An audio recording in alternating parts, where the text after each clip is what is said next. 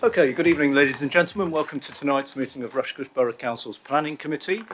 For our ladies and gentlemen in the audience, I'm Councillor Richard Butler, the Chairman of the Committee. My Vice Chairman is Councillor Mrs Stockwood.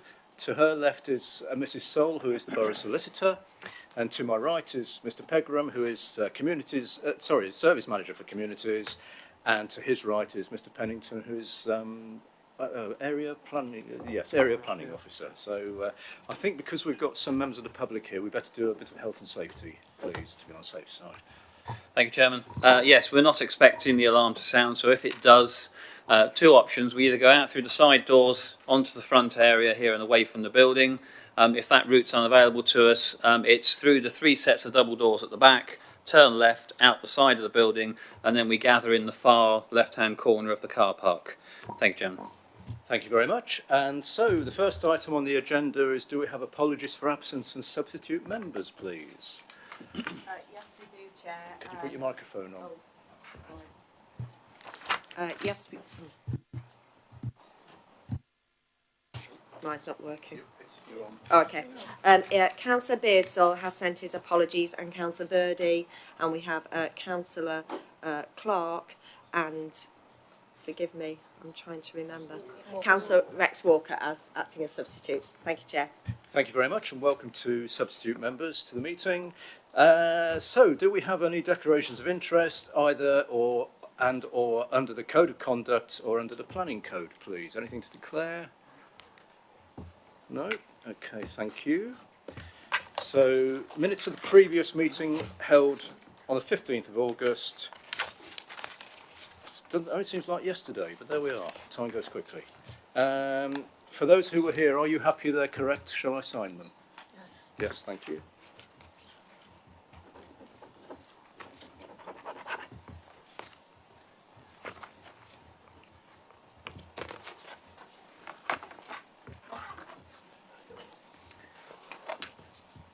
Right, so we go into the main items on tonight's agenda, which are tonight's planning applications, which hopefully everyone's got an agenda or sight of.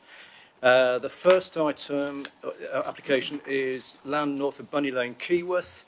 This is a full planning application for the erection of 221 dwellings with landscaping, public open space and associated infrastructure. And I think Mr Pegram, you're talking us through this, please. Thank you, Chairman. Chairman, yes, the application before you this evening seeks full planning permission for 221 dwellings. This is one of the council's, this is one of the council's proposed allocations in the emerging local plan part 2. So the allocation actually is right down to the road here. It does include that little corner, but effectively including that corner and what you see within the red line is part of the emerging allocation. The whole site is currently within the green belt, but the proposal through the part 2 of the local plan is that the majority of the site would be removed from green belt. So basically everything below that line would be removed from the green belt. The two fields you see at the top of the site would remain within the green belt. That's showing you aerial photograph of the site. I'll try and pick up various points along this boundary in particular, Chairman, as we go through the presentation. Effectively, the site rises gently from Bunny Lane to a point roughly in that area where Croft Road comes in from the east. There's no access from Croft Road to the site other than pedestrian. And then at that point, it gradually falls away until we get to this point, and particularly on this field, you'll see in the photographs is quite a steep bank and a change in levels at that point. So this is looking from Weissel Lane across the fields. So the Bunny Lane is effectively running through there. You'll see the farm buildings here, and the application site is generally in that location. This is actually now taken from opposite side of Bunny Lane, on the southern side of Bunny Lane, looking up towards Bunny Lane, and the application site is obviously just behind these properties. I'll just make reference, Chairman, at this point. The property you can see there is called Maythorne. It's quite a useful landmark as we move around the site. And the building you can see there is the old farmhouse that would be demolished as part of the proposals to develop the site. That's looking back into Keyworth from along Bunny Lane. So the application site is on the left here. Currently there's a mobile phone mast which is tried to be disguised as a tree, which sits there. That would be removed and relocated within the site. That's stood roughly in the same position, but looking out of Keyworth along Bunny Lane.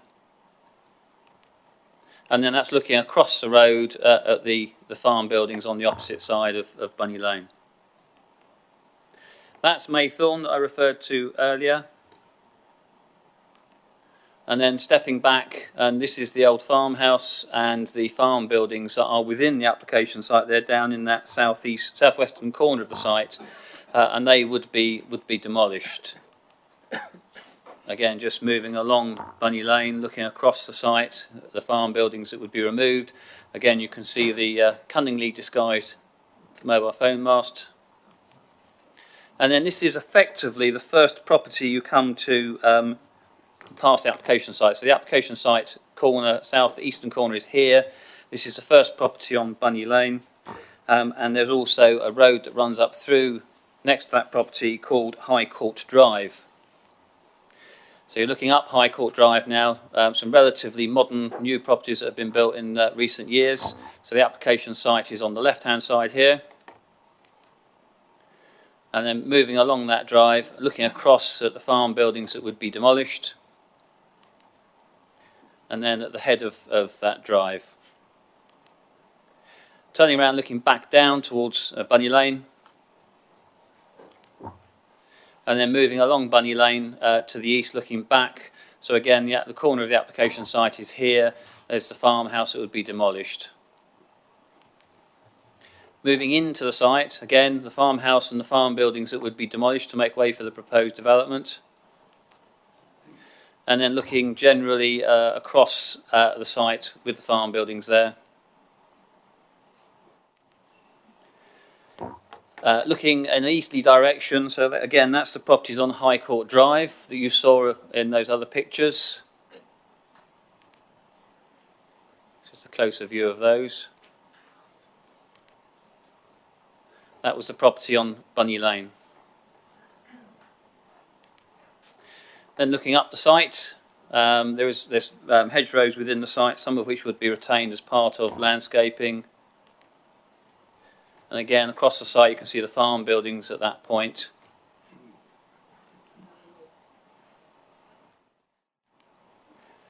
And then again, looking generally north to a point where the site does start to then drop away the other side of the hedgerows. That's a property which sits roughly halfway up the site on the eastern boundary. No, sorry, tell a lie, about a third of the way up the site, Chairman. It's about halfway up the developable area, but in terms of the overall site area, it's about a third of the way up. And then looking back, these are the properties at the end of Croft Road, and it's at this point where the site starts again to drop away gradually to the north. Again, just picking up those properties to the east of the site. So these are the properties that sit at the northern extremity of the developable area. They carry on beyond the developable area into the two fields, adjacent to the two fields that would remain undeveloped. And then turning around again, looking back in the opposite direction to the south. Now we're at close to the north of the site, and it does start to drop away steeply. You can see obviously views out across Nottingham.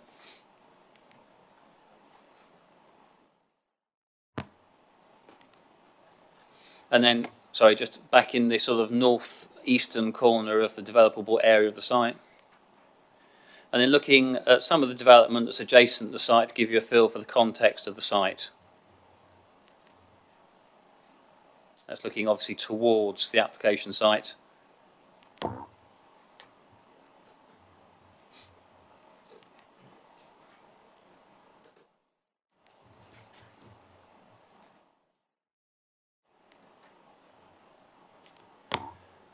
We're now up near Debdale Lane, where there is an industrial complex adjacent to the north-eastern corner of the site, and that's the nearest bungalow to the north of the site. And then there is in the adjacent the north-eastern corner of the site, there is a pumping station footpath that runs along here, and the site's the other side of the boundary hedgerow there. Right, we're now north of the site, looking back towards the site, and these are the two fields that form part of the application site and the allocation, but would remain undeveloped. The only exception in these areas is there's a proposal for a natural play area roughly in this location, and the balancing pond in the corner of the field just off the screen here. But again, you can see how the change in level drops away quite steeply at this point, in terms of change in level across that part of the site. That being the steepest point, so that's effectively the field in the northwestern corner of the site, and there's a proposal for an attenuation basin here as part of the sustainable urban drainage system. Just move along here, Chairman. This is obviously at the far end of, actually it's Pendock Lane, where it joins onto the A60. You will see from your report that as part of the development, there's been an assessment of highway impacts, and it's considered that there is a need for a roundabout at this junction of Pendock Lane and the A60. So this is actually at Bradmore. That's looking back the other way out of Bradmore, so you come out of Pendock Lane there. Roundabout would be constructed in this location. That does sit immediately adjacent the boundary with the conservation area. So to a certain extent there is a comment in your late representations, Chairman, about your officer's view about the impact of that roundabout on the setting of the conservation area. Having said that, clearly highways could put a roundabout in there at any time regardless of this current proposal. You do not have to have regard to the statutory duty that I've referred to previously under section 72 of the Listed Building and Conservation Areas Act, because it's not within the conservation area, but policy does require that any works adjacent to the conservation area, you should give regard for the impact on the setting of that area. So that's looking back north in Bradmore. That property is in the conservation area. This is outside the conservation area. So just to take you through the proposal, Chairman, the allocation in the emerging local plan part 2 is for around 190 dwellings. When submitted, this proposal was for 222. Through various tweaks and negotiations, it has dropped by 1 dwelling, so the proposal you are being asked to consider tonight is for 221 dwellings. So this, obviously, you can see is a developable area, which is in the part of the site that is proposed to be removed from the green belt. There would be the 2 fields to the north that you saw in those photographs, which would remain within the green belt. The development in these areas would involve an attenuation basin for the suds and a natural play area, both of which are considered to be not inappropriate development in the conservation area. So, in the green belt. The proposal involves pedestrian connections through to some of the neighbouring roads. This is Croft Road. Proposal is for a pedestrian link through here and a tree-lined avenue or boulevard with an equipped play area at the end. The proposal, as originally submitted, involved a slight different position for the access here and a single attenuation basin at the front of the site. Through negotiations with the Highway Authority, the scheme has been amended. The point of access would be 6.75 metres wide, attenuation basins either side. As part of the comments from the County Council, they have a desire to see the local bus service penetrate the site. So the intention would be, in the design that's come forward, is that a bus could come into the site and use this loop round to go back out again. As I say, there are some hedgerows within the site that would be retained. We don't have the full details of the planting, and there's a recommended condition. But you'll see through the plans that there is structural planting on the boundaries, there's tree planting around the sort of developable area and within the developable area. Again, just showing you that plan with the 2 attenuation basins, and then an indicative street scene. So this is this bit at the top particularly is where Croft Road comes through there. You'll note, and I'll take you through the layout in fact I'll go back one, it's probably easier. The proposal includes a number of bungalows within the site, Chairman. All of these down here are bungalows. That's a 2-storey house, and then this one here is a 2-storey house, and then the rest of the properties along that boundary are also bungalows to that point. Okay, so to help members identify the it's a bit of a grainy plan, I do apologise, but to help identify the location of the affordable housing, I've put these boxes around the affordable housing. So you can see that it is dispersed around the site. It's not all clustered in one lump, but it is well dispersed, and your officers are satisfied that that is adequately pepper potted as part of the proposal. Oh, sorry, that's just showing the equipped play area location and then the natural play area location in that location there. Chairman, I don't intend to go through all the house types because there are a number of house types on this site. What I've done is I've concentrated in particular on this eastern boundary where there is that interaction with the existing built-up area. So the properties that would sit either side of that access through from Croft Road would look something like this. There are variations on these designs throughout the site, some with render, some with brick, some with Tudor panelling on some of the houses. So there is a good variety of housing type and material palette throughout this site. That's just the layout for that property. So you can see the 4 bedrooms. And then these are the bungalows that would run down that eastern side between the points I indicated. Some of them are affordable housing bungalows, and some of them are open market bungalows. One of the issues with Keyworth is it's recognised, I think, there is an ageing population, and in order to provide options for people to move out of their properties, these bungalows would meet that need. And then these again are some of the properties not on that eastern edge, but down on the eastern side, down more towards the southeastern corner of the site. So these are the properties that would interact with High Court Drive effectively. This is a type where there's detached and semi-detached, which have similar appearance to that. So again, you can see that's a semi-detached, but with a similar appearance to that one you saw previously. Another type of house. And as I say, there are variations of the theme with render, Tudor panelling, large detached property.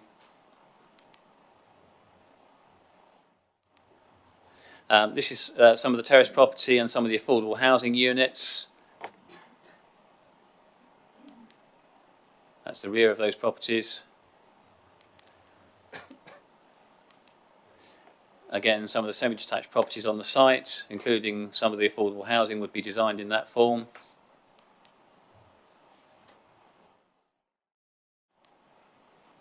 And you saw, Chairman, that there's that tree-lined pedestrian boulevard or avenue.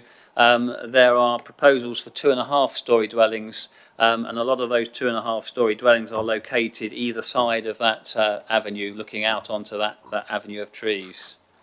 And that's just a typical garage. There are variations, again, single and double, roofs running the other ways with gables to the front, but just to give you a feel for the type of buildings you're being asked to consider. Chairman, as I say, this is one of your emerging Part 2 sites. There are no major modifications that were proposed. I think the only change related in terms of the wording of the policy to require payments towards the Memorandum of Understanding for improvements to the A52 corridor and the trunk road network. Other than that, there are no significant modifications that are proposed to be made. We don't yet have the inspector's report on the Part 2. We're hoping to get that shortly. But this is, as I say, one of your emerging Part 2 sites. Because we haven't yet adopted Part 2, it remains within the Greenbelt. So if members are minded to accept the recommendation this evening, this application would have to be referred to the National Planning Casework Unit, and then there is a 3-week period when the casework unit can consider whether they call the application in for consideration by the Secretary of State, or whether they simply write back to us and say go ahead and issue permission. There is a section 106 which has been negotiated. You have at the back of your report the heads of terms table. That is pretty much ready to go, Chairman, as I understand it. So the only thing holding up the issue of a decision would be the process we have to go through with the National Planning Casework Unit. It is, Chairman, Keyworth is identified not only in Part 2 but in the core strategy as one of your key settlements for growth. So the proposal is considered to be acceptable in principle, and officers are now satisfied that the design and layout of these properties again is also acceptable. I won't dwell any more on that, Chairman. I will hand it over to you to debate, but it's with a recommendation that it is referred to the National Planning Casework Unit. If they don't call it in, the recommendation is that the Executive Manager for Communities is authorised to grant planning permission subject to the signing and completion of the Section 106 agreement and the conditions which are outlined in your report. Thank you, Chairman. Thank you. Right, we have public speakers on this item, and we have 2 speakers. First of all, I have Mr. Harley, who is the agent for the applicant, if you're here. The way it works is, if you're speaking to the committee, you sit at this chair and press the right-hand button on the microphone, the red light will come on, and then you have up to 5 minutes to speak to us. It's not a two-way discussion, it's literally just people speaking to the committee. So as soon as you're ready, press the right button, the light will come on, and this will start counting down. Okay, thank you.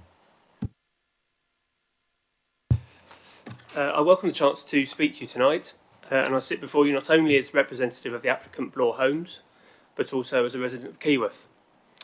I've been involved in the promotion of this site since 2013, when Borough Homes held a public consultation event in the village to present and discuss our emerging ideas and proposals. And over the intervening period, we've also engaged actively with the Parish Council and the neighbourhood plan process, and we're very pleased that the site emerged as one of the favoured residential development sites. We have also, as you've just heard, promoted the site via the Part 2 local plan and welcome its proposed allocation for development by you, the Borough Council. Just a quick point of clarification. Contrary to the reference in the committee report, we did seek pre-application advice from the Borough Council in advance of the application being submitted last year. Many of the key principles proposed for the development of this site as set out in 2013 and as discussed through the neighbourhood plan process have remained a consistent part of the proposals, and they remain part of the proposals before you today. These include benefits in 5 broad categories, and I'll just rattle through it. It's not a long list, but there's 5 key points. A mix of house types and sizes to meet a range of housing needs. As you've just heard, the application includes 22 bungalows and a policy-compliant 20% of affordable housing. It would deliver 221 homes in total. Second point is we're retaining a soft landscape western edge to the site and a green edge to the village when approaching along Bunny Lane. Thirdly, development up to but not beyond the highest ground on site, retaining open space and play areas to the north, as shown in the presentation by Mr. Pegram. And that includes retention of a locally popular sledging field during snowy winters, which is obviously a local benefit I'm particularly interested in. Fourth, a foot and cycle link to Croft Road, with other new foot and cycle links across the site, including at the northern and western edges, and that was shown nicely, including on the plan that's still on display there. Including as well footpath improvements along Bunny Lane itself. And finally, hedgerow and tree planting retention wherever possible as part of generous site-wide green infrastructure and significant new tree and other planting as part of the development. Nearly 8 hectares, that's over 19.5 acres, which is half of the total site area, is proposed as green or open space. As you've heard, we've already progressed a comprehensive Section 106 package, and many key items and figures are already agreed as referred to in the report. The officer's report provides a very thorough and clear explanation of the proposals and of the policy context, and I do not intend to repeat much of that detail. However, the site's status with regard to the adopted core strategy requirement for new homes in Keyworth and the emerging Part 2 plan is set out clearly, as is the accordance with national planning policy. The officer's report is clear regarding the balance of the benefits of these proposals, including when weighed against the site's current greenbelt context, albeit this too will fall away on adoption of the Part 2 plan, when the majority of the site will be removed from the greenbelt to allow development. So in summary, this site has been identified and selected locally as one of the preferred residential development sites and will be allocated for development soon, hopefully, by yourselves. This reflects the fact that the site is well located with regard to the village and existing facilities, and the proposals represent sustainable, high-quality development. Crucially, the site will make a direct and significant contribution to meeting the borough's housing needs and makes effective and efficient use of this land, reducing the pressure on other parts of the greenbelt, including around Keyworth.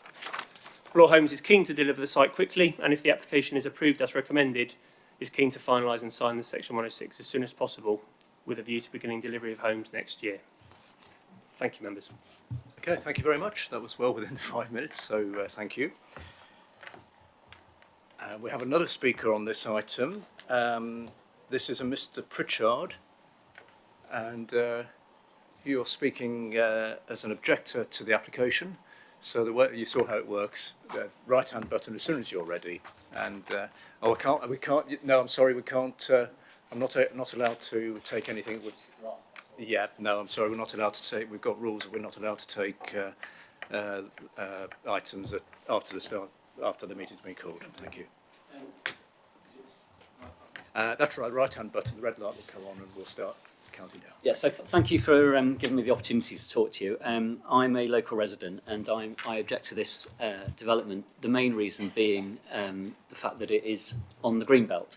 So that wasn't really referred to by the gentleman previously from law, and it was referred to in your introduction. But the law is very clear about what hurdles need to be overcome before you approve planning on greenbelt land. It's obviously irreversible once you decide to build houses on the greenbelt.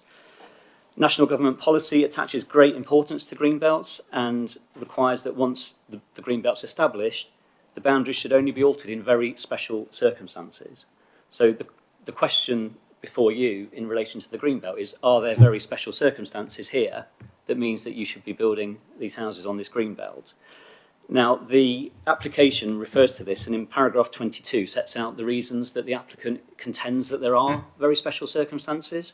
And I just want to pick on the two main grounds on which it's argued that there are very special circumstances. So if you look at paragraph 22, the first one I want to talk about is the fact that, in essence, the argument goes that we need to build on certain greenbelt sites in order to enable the council to meet its 5-year housing policy, and if we don't build on the greenbelt, we won't be able to achieve a 5-year housing stock of supply of houses.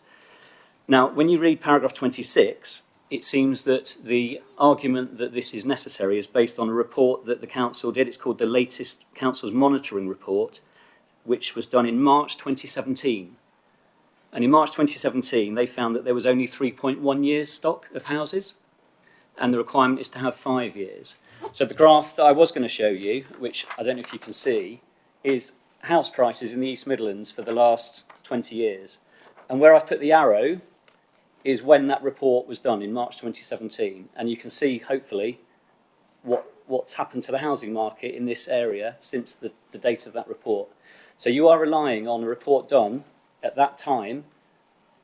We're now here, and you're trying to say that there are very special circumstances, which you have to say now, not in March 2017, to justify tearing up this bit of greenbelt and build houses. Okay, so there was 3.1 years in March 2017. That's what's happened to the housing market since then. The second point that's argued is that there is local support for building on this greenbelt, and this is evidenced by the Keyworth referendum. And it is true there was a referendum, and it is true that the plan that was presented to the residents was only asking us where to build houses. The question was never asked, because we were told you can't ask it, as to whether or not you want to build houses in Keyworth. It was, we've got to build houses, now where would you like them to be? And that is now being turned into evidence that there is support for building on this greenbelt.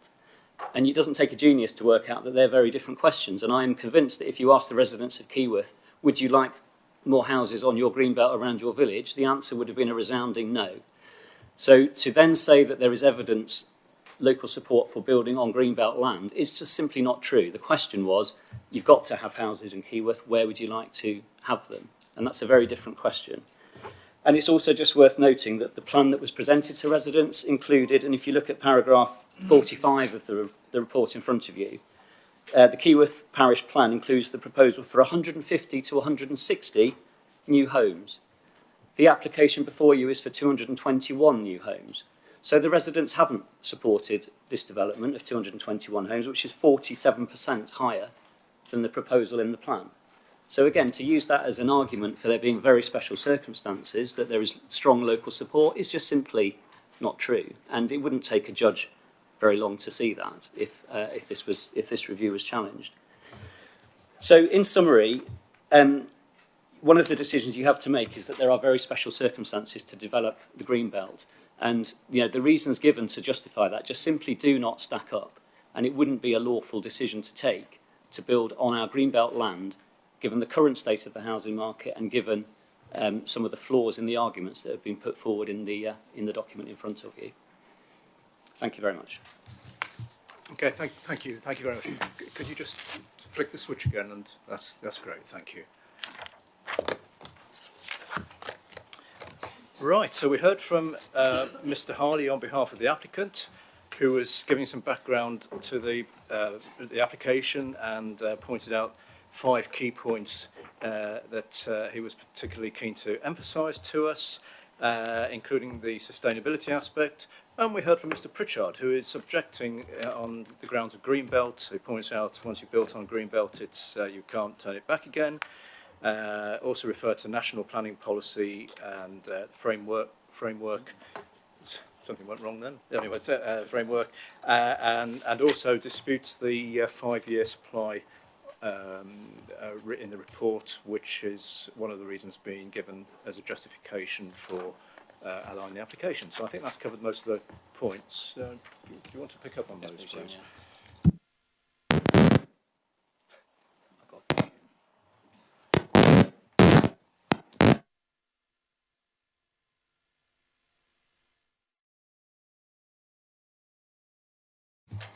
That's better, Chairman.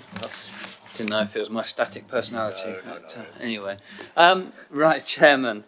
Some of what Mr. Pritchard referred to is taken from the section of your report, which is details of the proposal. So a lot of that information is assertions by the applicant and their supporting information to the application. However, Chairman, your officers do go on in the appraisal to assess the proposal, and as part of that assessment we do look at the very special circumstances, partly put forward by the applicant and also what we consider ourselves as very special circumstances. Mr. Pritchard is correct, it is Greenbelt. You do have to have very special circumstances or exceptional circumstances to justify building on or releasing Greenbelt land. However, Chairman, members will be aware that through our core strategy, we have identified a need to build 13,000 or around 13,150 dwellings within the borough up to 2028. That's between 2011, when the plan was conceived, and 2028. The figure, again, referred to in the report for the housing supply is the figure, I think, taken again from the applicant's report, which was the up-to-date figure available at the time they produced their report. We update that each year. I can advise members that we still do not have a 5-year housing supply. The 5-year housing supply is nothing to do with prices in the market. It may well influence prices in the market because it's a question of supply and demand to a certain extent. But currently, the council does not have a 5-year housing supply. The core strategy in delivering those 13,150 homes adopts a hierarchical approach. So obviously at the first stage is urban concentration, and members will be aware that there are 3 strategic sites around West Bridgeford and 3 strategic sites elsewhere within the borough. The next stage is in key settlements which are identified in the core strategy, and Keyworth is one of those key settlements. In the core strategy, the figure is a minimum of either 400 or 450 homes, but again, because of the additional work we've done through part 2, that number has been increased to around 600, I think it is, for Keyworth now. Chairman, you will know from the policies and the policy documents that our key settlements are quite tightly constrained by Greenbelt. So Greenbelt release to deliver the council's housing supply needs is inevitable. The Keyworth Neighbourhood Plan cannot, at the time it was adopted, could not allocate sites. However, it did give broad locations for growth, and it said that the growth should be on the east side and the west side of Keyworth. There are 2 sites on the east side of Keyworth, which this committee has already considered, and there's 2 sites on the west side, this one, and one directly opposite this site on the opposite side of Bunny Lane. So, Chairman, your officers are of the view that the very special circumstances do exist to release this land from Greenbelt. As I say, we had hoped that by now we would have the inspector's report and we would be very close to adoption of the local plan, and this site would then have been released from the Greenbelt. Members will also be aware, and it's spelt out in the report, that there are a number of other sites that have been considered by this council and referred to the National Planning Casework Unit that have now been allowed, and those sites, although they are still within the Greenbelt, do now have planning permission. Again, the inspectors recognising the housing delivery that the council has to achieve and the current lack of a 5-year housing supply. There are also appeal decisions, Chairman, notably Asher Lane being one of them, where permission was allowed by an inspector, again on the basis, or partly because we didn't have a 5-year housing supply. The number of dwellings was referred to, Chairman, and obviously at the Part 2 allocation stage, we cannot be too prescriptive with number of dwellings. We can set rough density levels, but ultimately the test for how many dwellings you can achieve on a site, in my view, is at the detailed stage when you get a layout like that and you start looking at distances between buildings and overlooking an impact on not only the existing properties but occupiers of the future properties. So again, Chairman, the policy in the emerging Part 2 plan for this site is around 190. The layout has been scrutinised by your officers and we are satisfied that the proposal is of an appropriate density and would lead to an acceptable layout and development. There was a suggestion, Chairman, that a decision to grant planning permission on this site would not be lawful. Chairman, the issue there is that you have to apply the planning balance. Where we don't have a 5-year housing supply, the policies for the delivery of housing are deemed to be not up to date. That means that the tilted balance is applied, and paragraph 11 of the MPPF specifies that planning permission should be granted unless there are other overriding or reasons and consideration of policies that would dictate otherwise. I think that covers the majority of the points, Chairman. Thank you, Mr. Pegram. Right, we now get into the point of discussion. I've already got 2 speakers indicated to speak. And the first name written down here is Councillor Clark, please. Well, you must have been the first person who Thank put you, your hand Chair. up, according to my notes. Well, I've sort of got 2 parts to what I was going to say. I mean, the objector made some reasonable comments, and so I think it is incumbent upon me to respond to those comments, because I think it'd be helpful to members of the committee to know what happened some years ago and how we've got to this part or stage of local plan part 2, and it is relevant. So when I was leader, I did actually do a whole round of call it the caravan or whatever, going around speaking to different parish councils about the local plan. I can't remember how many years ago it was many years ago when we were drawing up the local plan.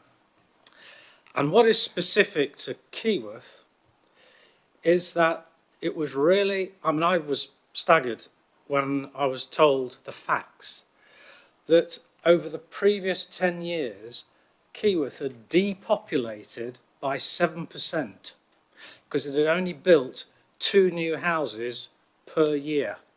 So it was actually falling behind and depopulating, which explained why some of the shops were experiencing a downturn in trade and so on and so forth.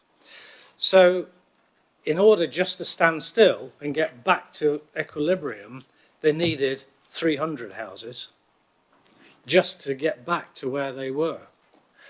So at that time, the meeting, and it was a public meeting run by the parish council, members of the public agreed, crikey, yes, we do need more houses. We need more people to bring back the vibrancy of Keyworth. So I just wanted to make that point because I think it is absolutely relevant to whether there is a need in Keyworth for new houses. Now, there's the subject of the 3.1 housing requirement, 3.1 years. I believe I'm correct, and I'm sure Mr. Pavements will soon tell me whether I think, is it 3.4 now, something of that order? I think, Chairman, that we assess it each year, and it's April each year we produce a figure, but my understanding was, yes, the last one was about 3.4. Yeah, so that's where we are now. So we're still way, way behind our 5-year land supply. Mr. Pegram alluded to it, and if he hadn't, I would have done. We identified the need in the local plan for the 13,250 houses. We need to build new homes around the country, and we need to build new homes in Rushcliffe. The consequence of that is some of them will be on Greenbelt, stroke the Greenbelt boundary needs adjusting or reviewing. Because otherwise, we don't have the luxury of lots of brownfield sites like some areas do. We haven't got that luxury. We have a few small brownfield sites. So I just thought it was worth appraising the members of the committee as to, you know, the state of play over the last several years in Keyworth. So turning to the actual appraisal of the application, what I like about this is it seems to have been very well thought through, nicely laid out and planned. I have to say, and I won't mention them, but a lot more than some of the sites I could mention around other parts of Rushcliffe. This does appear to be, as far as I can see, have the potential of being a very well laid out and imaginative development. It's got that tree-lined, Mr. Pegram called it boulevard, I think, and then it has the play area and of course the green spaces to the north. So he also pointed out the spread of the affordable housing. So I think this is a good proposal. I would just make one slight comment or question just to finish off. I noticed in the section 106 list, it says primary school, primary education not required, which I have to say does surprise me somewhat. Is that right? Surely I would have thought there must be some contribution required. Being as because 220 houses is going to produce about 45 or so primary school children. Once I've got the answer to that question, Mr. Chairman, I'm quite prepared to move the recommendation. Right, okay, thank you. Well, we'll get the answer to that question, and also thank you for the background as well, because it has been a long, drawn-out process, the whole issue of local planning. We're just looking up the Education 106. 91, thank you, yes. Chairman, clearly we consult a number of bodies on applications of this nature, including the County Council, who are the Education Authority. The assessment of whether there is a requirement for contribution comes from them, and as part of that assessment they will look at the capacity within the local schools. I mentioned that Keyworth has, as I understand it, an ageing population, and I think that's part of the issue with Keyworth, that the schools do have, because of that, the schools do have capacity in Keyworth. So we are advised by the Education Authority that there is in fact no need for a primary education contribution. Clearly, secondary is slightly different. Secondary school children go elsewhere, and there is a need, obviously, for a contribution in that respect. Does that help? Right, so you're moving the recommendation. Do you have a seconder at this stage for that, please? Do we have Councillor? Oh, I saw Councillor Healy's hand go up there. So, but I'm very conscious of the fact we've not all spoken yet. So there's more discussion to have yet. So I just saw a look of alarm on colleagues' faces there. But it's the procedural thing we have to do. So there is quite a list of speakers now, and the next one is Councillor Murray, please. With regard to climate change, are the houses and bungalows going to be carbon neutral?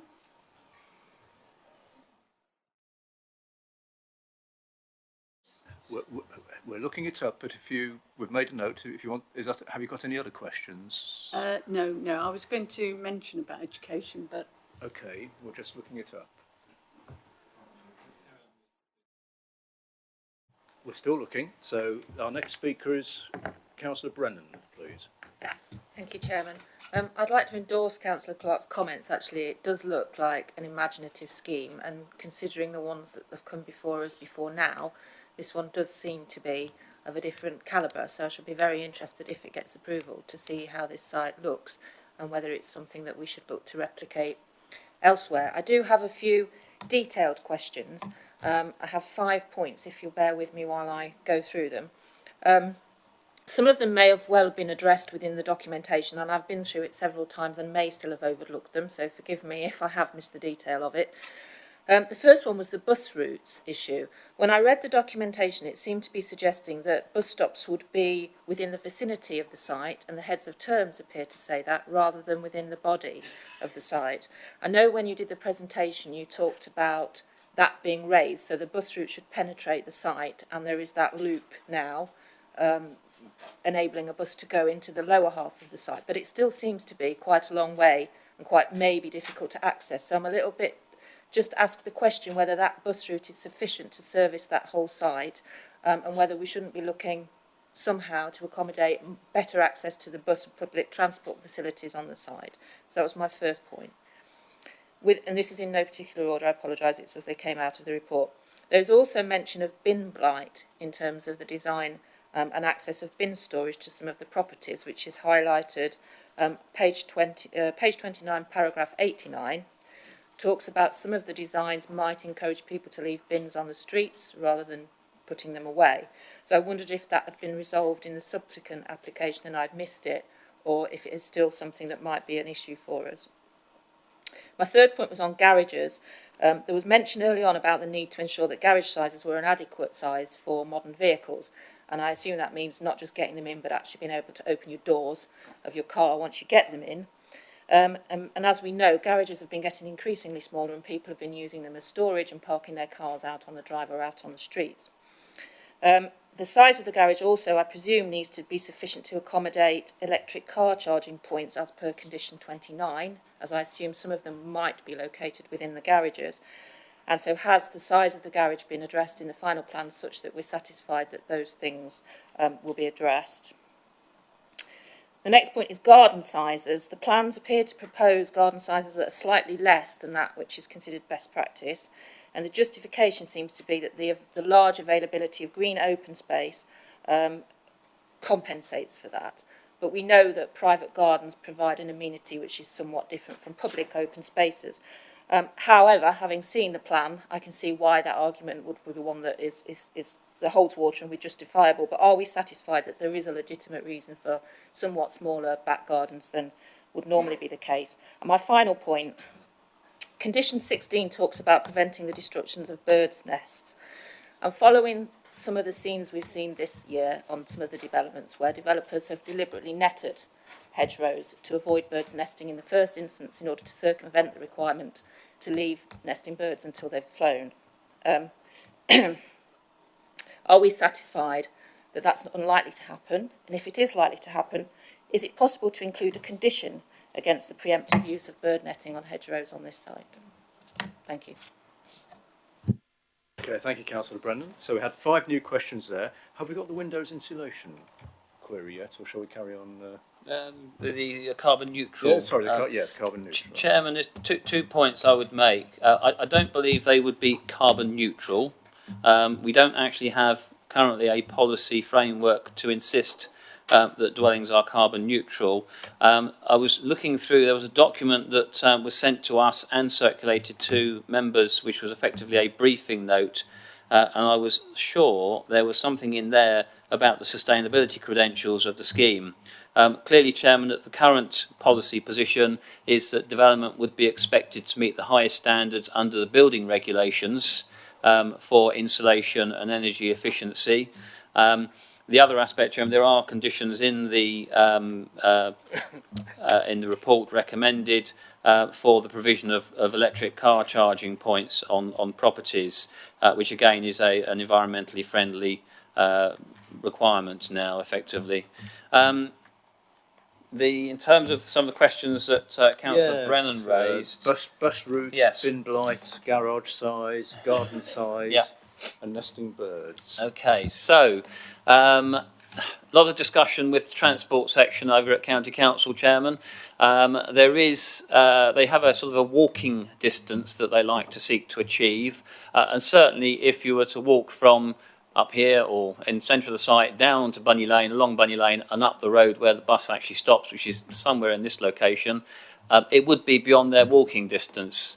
There's been a lot of debate on this issue, Chairman. There is obviously the link into Croft Road that will take you to nearest bus stops.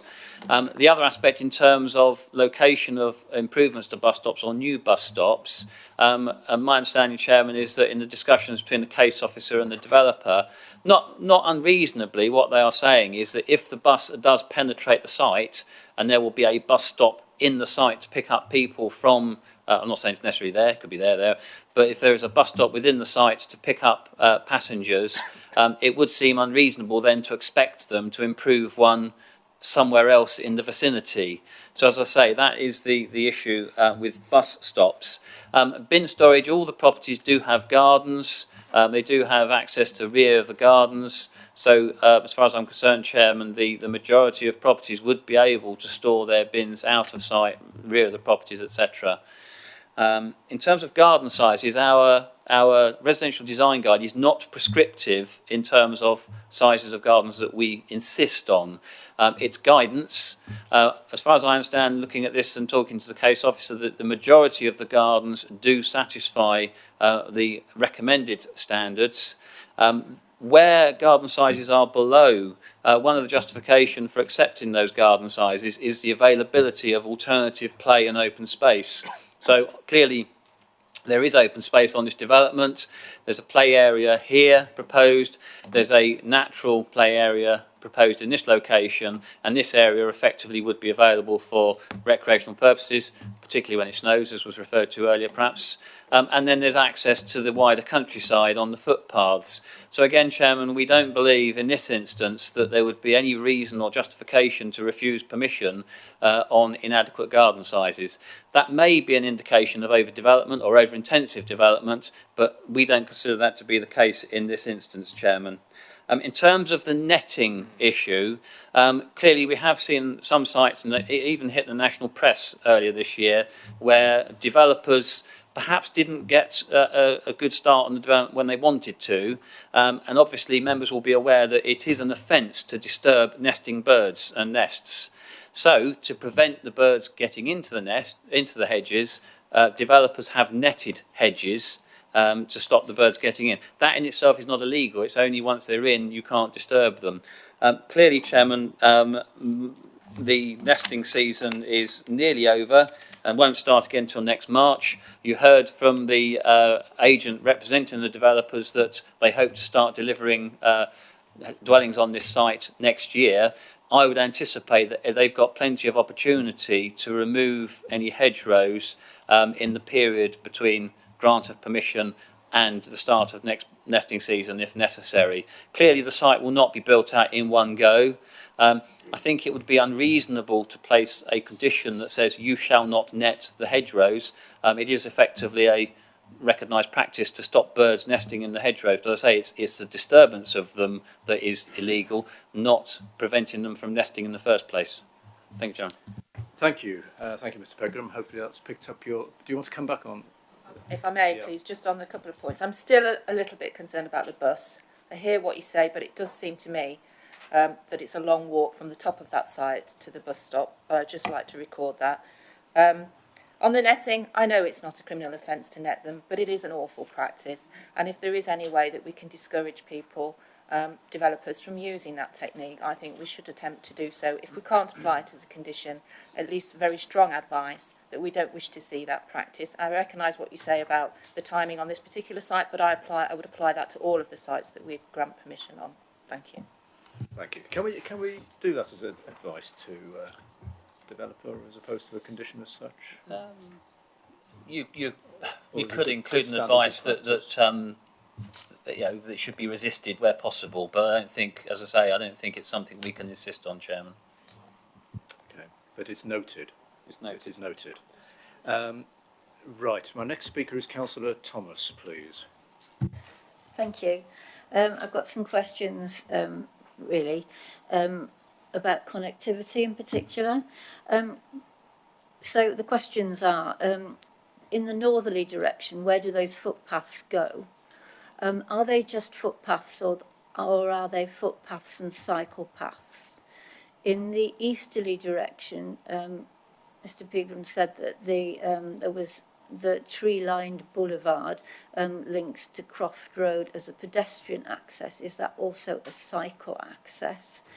I was going to ask also about the Bunny Lane, pavements being provided along Bunny Lane, and are they wide enough for cycle access?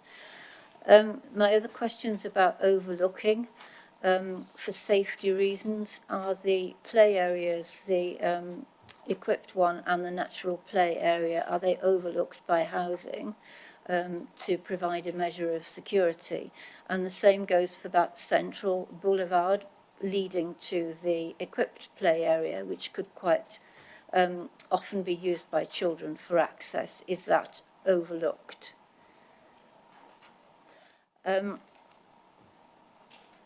I think those are the questions. I think on the education issue, as I understand it, Keyworth has 3 primary schools and none of them are full, as opposed to other settlements that have fewer primary schools for the number of people, and they are full. Thank you. Well, again, we take advice from the Education Authority as to what the requirements are, and but I think you have a point that there are 3 primary schools, and certainly the fact that we've not been asked to provide it I think probably confirms that. Connectivity, cycle path, stroke footpaths. I think I did read somewhere that it's combined, but I can't remember where I read it now. Yes, I'm reasonably confident, Chairman. Yes, That, I mean, clearly Croft Road is a public highway used by motor vehicles, has pavements on the road. Sorry, not on the road, but alongside the road. This could be cycle and pedestrian as far as I'm concerned. Obviously, these are new footpath links shown indicatively through that area, but would link into the path that you saw at the top, which, as far as I'm concerned, could be used by both pedestrians and cyclists, and that then links into the highway network at the top in this location. So there is good connectivity from this site to the neighbouring footpath network. In terms of the issues of surveillance of play areas, this boulevard has properties flanking either side which face onto that boulevard. I call it boulevard, it's avenue, call it what you like. Might be a bit grand to call it boulevard, but there are properties either side which face that avenue, and so that is adequately surveyed in my opinion. There's properties at the end here which effectively have designed in such a way that they will overlook, if you like, the children's play area here.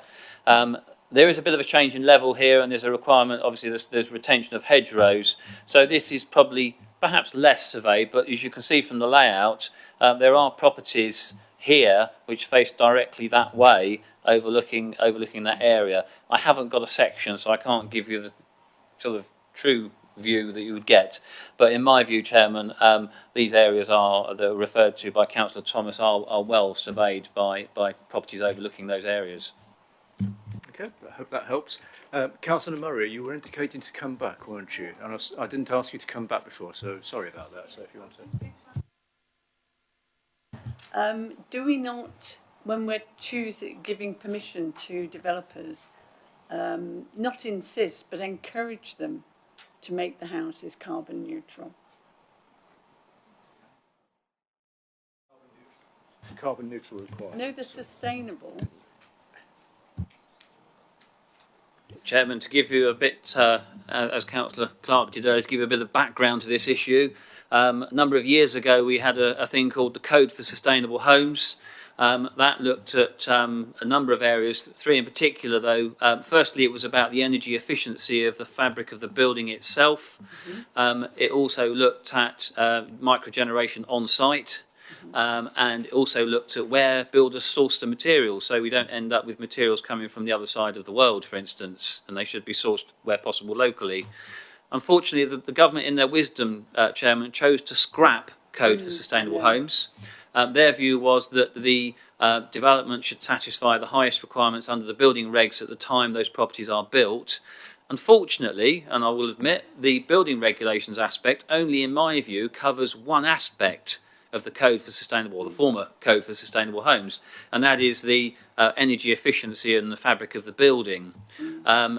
We don't currently have a policy framework which will enable us to insist that buildings are carbon neutral. I am fully aware of the aspirations of this council and the priorities in the emerging corporate strategy to try and address that issue. But at the current time, all we can do is encourage developers to deliver energy efficient homes.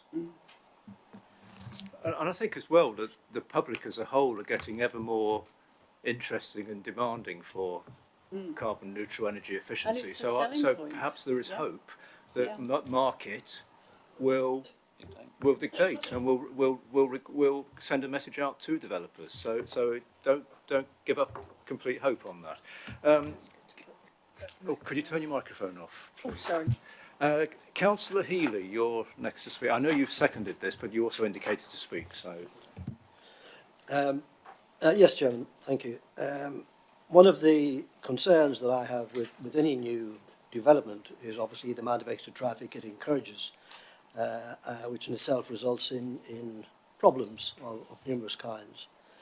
What I find pleasing about this proposal is the location of the development. And if I'm working in Keyworth, fine, I can get on my bicycle, I can walk in. However, if I need to get onto the main arteries, I can come out of this development, turn right on Bunny Lane, turn right again on Pendock Lane to a proposed mini roundabout, which will speed up the exit from that road. And then I've got a choice of left or right, Loughborough. If I want to go into Nottingham, pick up the A52, A60. So very well thought out with regards to that.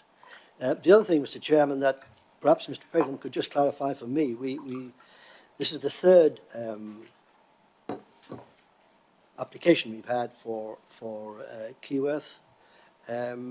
I had concerns on one of the previous ones, Platt Lane, and if I could just refer Mr. President to page 44, paragraph 162, and perhaps just clarify for me, it suggests that there may well be additional improvements now to Platt Lane primarily, which caused me great concern, as well as Nicker Hill and Normanton Lane, etc., etc. So that would hopefully ease what I felt was going to be a potential problem when we discuss this. So page 44, 162. It says carriageway and crossing improvements to Platt Lane, including the delivery of appropriate safe footpaths on either side of the road, which we don't have at the moment. Improvements to the junction of Platt Lane, Nicker Hill, etc., etc. Am I interpreting that correctly, Mr. Brigham, or making an assumption?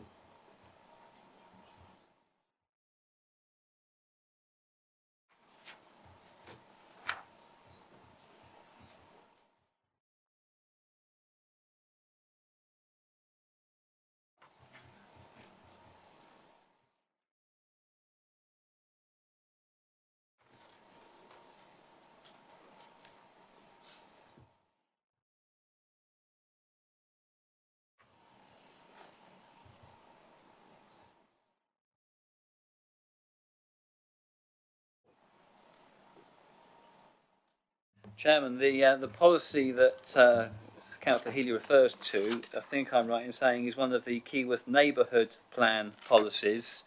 Clearly, that policy is seeking to address not just the Platt Lane development, but all developments that are coming forward in Keyworth. Clearly, Chairman, the issue about Platt Lane was more pertinent to the application at Platt Lane. The transport assessment for this site suggests that traffic will go either into the village or it can come out onto the A60. So clearly, my view, Chairman, is that the Platt Lane reference is less pertinent and should be given little, if any, weight for this development. Clearly was more relevant to the Platt Lane proposal. Okay, thank you for that. Does that help? Thank you. Good. Councillor Goland, please. First of all, I'd like to reiterate a lot of things that have been said before, and I'll do that briefly. But the very first thing is, if this village has become depopulated in the last few years and there are spaces in the schools, that suggests presumably the houses are occupied. So that means that we've got houses in the village which haven't got children in them, i.e. family houses not occupied by families. So is this the right mix of housing? Should this be more housing designed for people who want to downsize rather than for families, so that people could downsize into this estate and then the families could move into the family housing? The second thing is, I'd like to reiterate everything that's been said about pavements and bicycle routes. I think saying, oh, it's okay, it can be used as a bicycle route isn't really sufficient, because we know that leads to conflicts where people are cycling on what one person might consider a pavement. So it'd be good if it could actually be defined as a bicycle route, including the pavement on the road in Bunny Lane. On the environmental aspects of the housing, we've talked in the past, I'm sure we've had conditions in the past about grey water collection at least, and potentially even microgeneration. I'm sure we had grey water collection on one of the previous estates. Also bicycle storage. And finally, I'd like to second the hedging netting issue. Thanks. Okay, thank you. Can you just... Oh, yes, sorry. So have we got the right mix of houses, given the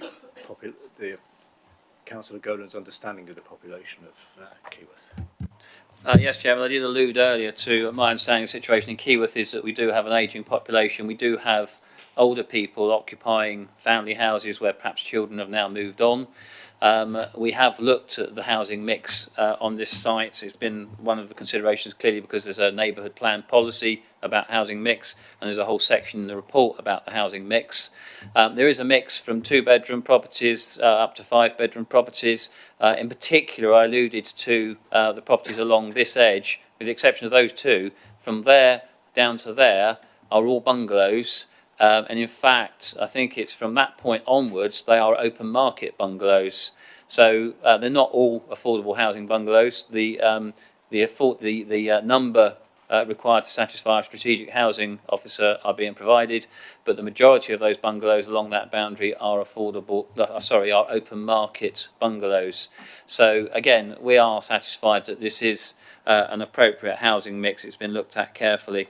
In terms of the actual design of the cycle routes and everything, Chairman, two aspects. One, I would draw your attention to condition 6 in the report, which does require details to be submitted, further details to be submitted of those features, and clearly that will be a matter for the Highway Authority when we consult them in terms of the actual design and the sort of delineation between pedestrians and cyclists. There is also a condition, Chairman, which I think it's condition... No, it's not number 9. There's one, condition 7, effectively, Chairman, we've allowed a certain amount of work to take place on this site, but there is a trigger point where the developer has to have achieved agreement, section 38 agreement with the Highway Authority, and that again looks at width, design, alignment, gradient, etc., all the details of the public rights of way, public highways. In terms of cycle storage, Chairman, clearly some properties have garages. No doubt some property owners will put sheds in their gardens, which they can do under permitted development. So one would have thought if they want a cycle store, that's something that can be addressed within the garden areas that are provided. There there was reference. Did you make reference to the buses again as well? Someone made reference to the distance to the buses, Chairman, but again, that has been looked at in some detail, and there is local buses in the area where residents from this site can walk to.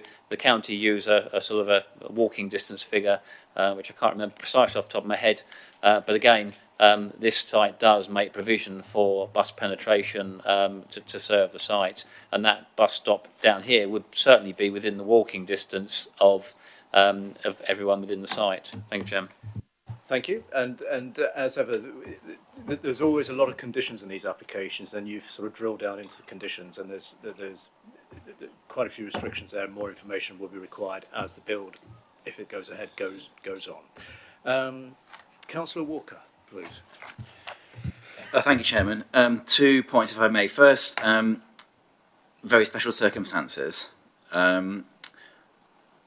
Obviously, this site at the moment is in the green belt. Conscious that the local plan part 2, which is close to adoption, will remove it. But nevertheless, we're being asked to consider it today, the land being in the green belt today.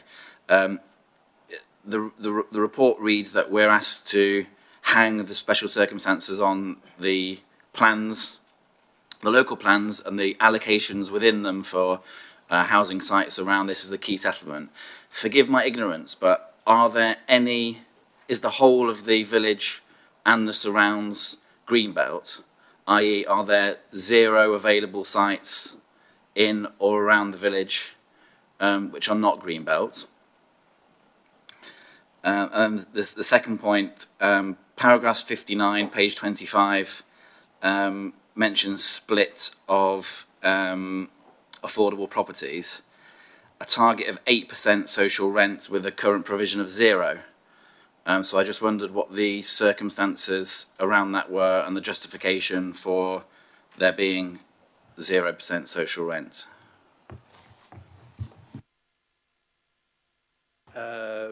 Right, that's page 59, is it? Paragraph 59. Oh, sorry, paragraph 59.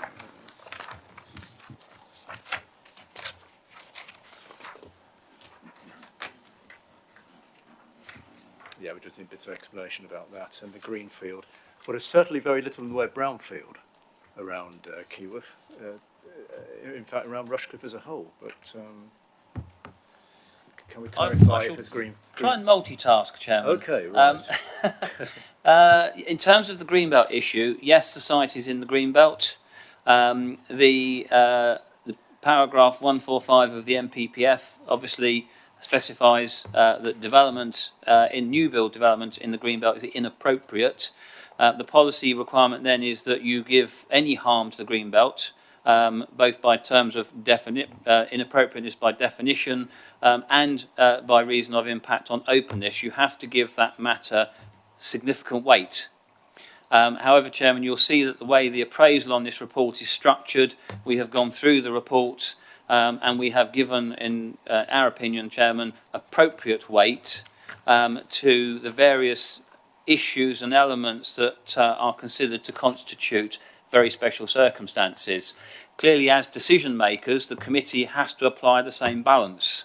So it is for you as well to consider all those issues and to determine whether or not there are very special circumstances that outweigh the harm.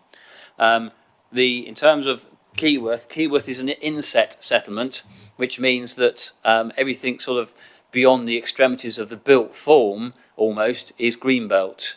So there are very few or limited sites within Keyworth that could accommodate development, certainly of this scale. There might be the odd infill plot or redevelopment site, and we've seen some where they've knocked down one house and built 10 or whatever. But certainly in terms of this scale of development, there are no sites within Keyworth which can accommodate the level of growth that we are looking to deliver, not just in Keyworth but across the borough. And clearly, as I say, it's been recognised and I think accepted by the inspector that the release of greenbelt land is inevitable to deliver the level of housing that we are required to deliver. Just looking at the plans, Chairman, I'm not sure if that there's been some movement, I think, in terms of the mix and everything. The plan I've got in front of me is coded, and it does include social rent. So there is some social rent included in the mix of the affordable housing. There's also the requirement, either in condition or under the Section 106, that the developer submits an affordable housing scheme. Sometimes these issues are a bit fluid. It depends which affordable housing provider they get on board as to the final mix. But basically, looking at this, Chairman, there is a full range of mix, both affordable rent, social rent and intermediate. Thank you, Chairman. Okay, thank you, Mr. Pegram. Hope that answers your questions, Councillor Walker. Right, I don't have any more speakers indicated to speak. I think we've had quite a good discussion on this, and we've raised quite a few points. I hope people are happy with that. I think we need to come to a decision now on this. So we have a recommendation that's been moved and seconded by Councillor Clark and Councillor Healy. As per the report, the recommendation from page 73 in favour of the approval. Can we have a show of hands, please, for those in favour of the recommendation?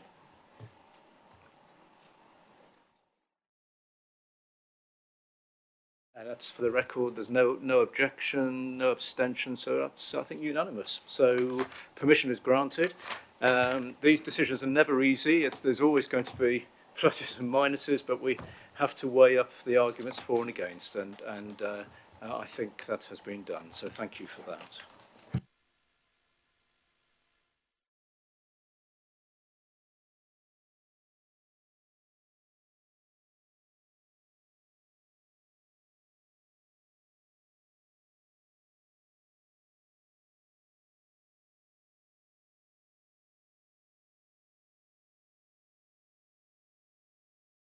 Just have a slight technical problem here. We'll just get there in a moment. Right. So the next item is land. This is an outline application. This is for the principle of developing land east of Loughborough Road, Ruddington, for outline application for around 180 homes and associated landscaping, open space and infrastructure. So, Mr. Pegram, please. Thank you, Chair. A bit of deja vu to a certain extent. This is another one of our emerging Part 2 sites in the Part 2 local plan. Again, similar situation to the one you've just considered. Ruddington is an inset settlement, so the site is currently within the Greenbelt. Main difference between the last scheme that you considered and this one, Chairman, this one is seeking outline planning permission for residential development of around 180 dwellings, with all matters except access reserved for subsequent approval. So you are being asked to consider the principle of development and details of the access to the site. The site is located on the eastern side of Loughborough Road, adjacent to the roundabout that provides access to Mere Way and the Radcliffe Country Park. Proposal is to provide a fourth arm off of this roundabout to serve the development within this site. Just again, Chairman, the aerial photograph showing the location of the site in relation to that roundabout. Just also to make reference to the north of this site is another of the Part 2 allocations which we are currently considering and will probably bring before this committee in due course. This is the looking northerly towards the mini roundabout, so the application site is over here behind this hedge, Mere Way off to the left, carrying on towards Ruddington and West Bridgeford. Moving closer into that roundabout, it's quite a sizable roundabout actually, and the proposal is to form a fourth arm in this position here. Now looking from the site, with the site behind the photographer, looking across to Mere Way and the A60, thank you, running in front of you here. That's north of the roundabout, looking back the other way, so the application site is over behind these hedgerows.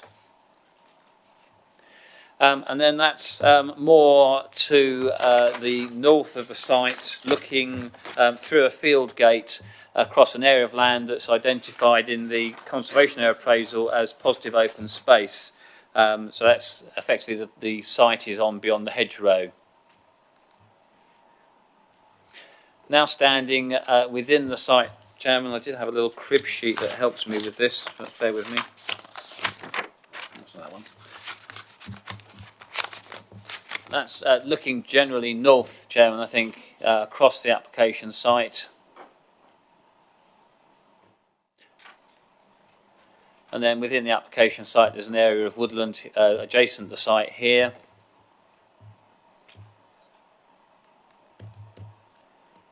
Again, just looking along the field boundaries, you can see it's contained by hedgerows. There has already been some tree planting in this corner, Chairman, so that's now close to the southern edge of the site. So the roundabout's behind the photographer here. There's a bit of a pinch point in the site where the neighbouring site encroaches or projects out into this site. So that's effectively the southern boundary of the application site there. That's now looking across in a generally towards sort of Ruddington area. And this is at the top end of the site, near the northeastern corner. There's an area of trees adjacent to the site, and then, as I say, there's another allocation beyond the boundary.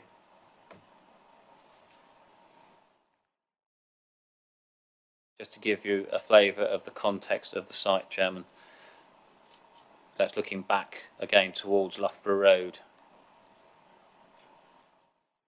And that's the neighbouring property that I think is a nursing home that projects into the site here. And then again, just standing close to the road, looking across the fields there.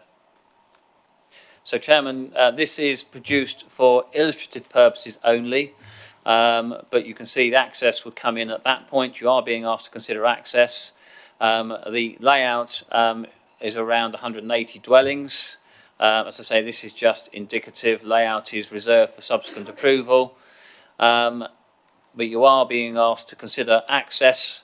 Again, a 6.75 metre wide access off the roundabout. The application has been assessed by the Highway Authority, who are satisfied with the proposals for accessing the site. The application, Chairman, is for around 180 dwellings. But the transport assessment that supported and accompanied the application was based on 190 dwellings. So you can see there's a recommended condition that limits the number of dwellings on the site to the maximum of 190. If the developer wanted to go above 190, we would need a further transport assessment to demonstrate that this roundabout and the highway network was capable of handling that level of traffic. As I say, Chairman, this is, again, an emerging Part 2 site. It is within the green belt, so again, if there is a favourable recommendation from the committee this evening, it would have to be referred to the National Planning Casework Unit, who again could consider whether or not to call the application in or simply advise the Borough Council that we can go ahead and grant planning permission. Again, Chairman, the applicant has submitted information to demonstrate what they consider to be very special circumstances to outweigh the harm to the green belt. And again, the report adopts a similar format to the one you've just considered and other Part 2 sites that we've brought before you in going through those very special circumstances and applying the appropriate weight to those in the consideration of the application. Not much to talk about on this one, Chairman. The detail will come later on, so I will hand it over to you and the committee to debate. Thank you. Thank you, Mr. Pegram. Well, we have two speakers on this item as well. The first is Mr. Lees, who is the applicant. Are you here? Right. So, as you would have seen before, up to 5 minutes to talk to us. And as soon as you're ready, press the right button, the red light will come on, and the timer will hopefully start counting down. If you're still speaking at 5 minutes, or anyone, I have to be quite strict. I have to cut people off even mid-sentence. But anyway, as soon as you're ready. Thank you. Thank you, Chair. Thank you, ladies and gentlemen. The applicant is William Davis.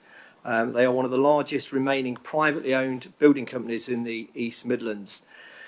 Quality and craftsmanship are core values, and in delivering this, they directly employ the majority of staff, including bricklayers, plasterers, plumbers, electricians, who are all based at their Loughborough HQ office.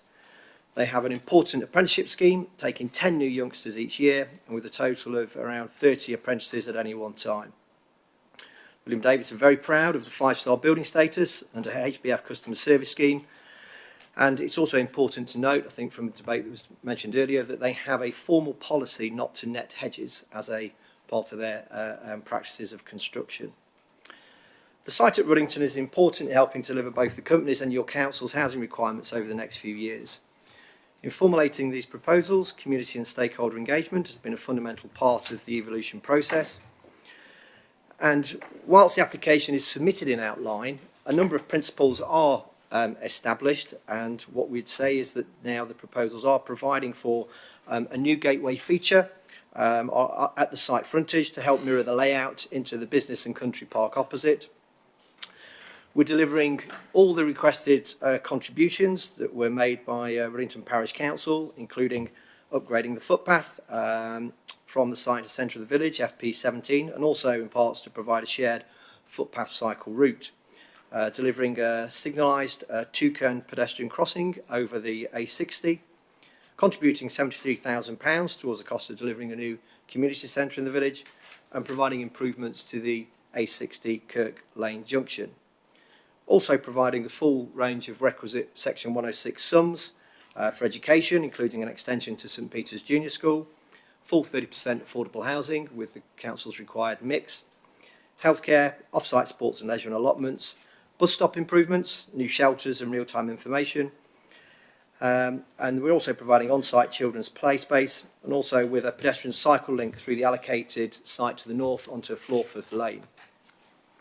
William Davis is committed to deliver sustainable developments, and the following measures will be included: cycle parking, electrical car charging points, travel plans including free bus passes, exceeding building regulations for energy efficiency, insulation and water consumption, and bin storage spaces to the rear.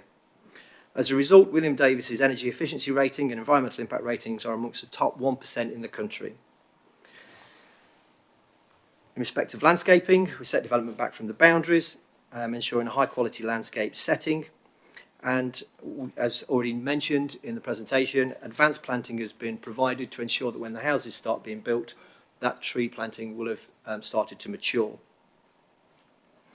As part of the local plan site selection process, the Parish Council found this site, I won't say they supported it, but they found this site the least objectionable of all the potential sites that are being put forward for consideration for allocation around Ruddington. So the application has been prepared, having full regard to the requirements of the proposed allocation of the site and your council's hopefully soon to be adopted Part 2 local plan. In light of the above and your officer's detailed report, we trust you will agree with the recommendation and resolve to grant planning permission subject to the referral to the casework unit, the conditions and the signing of the Section 106 agreement. Thank you for your time. Okay, thank you very much, Mr. Rees. That's within your 5 minutes. Our next speaker on this is one of the ward councillors. Councillor Gaunt, please.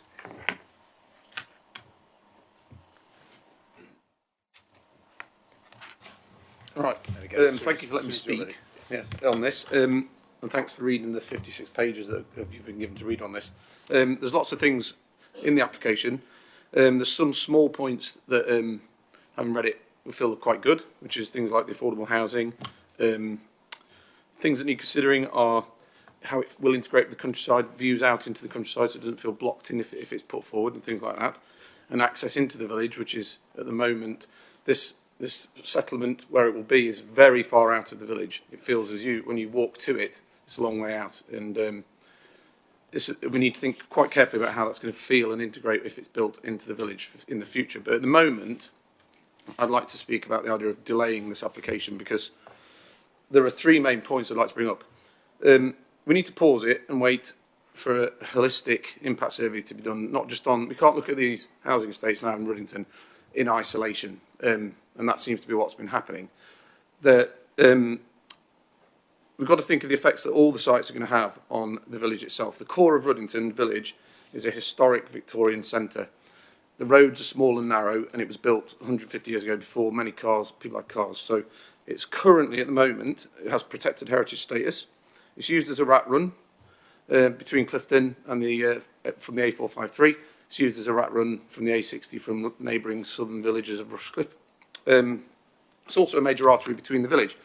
The residents from the south to the north, it's the only way through. Wolford Road is the only way through the village centre.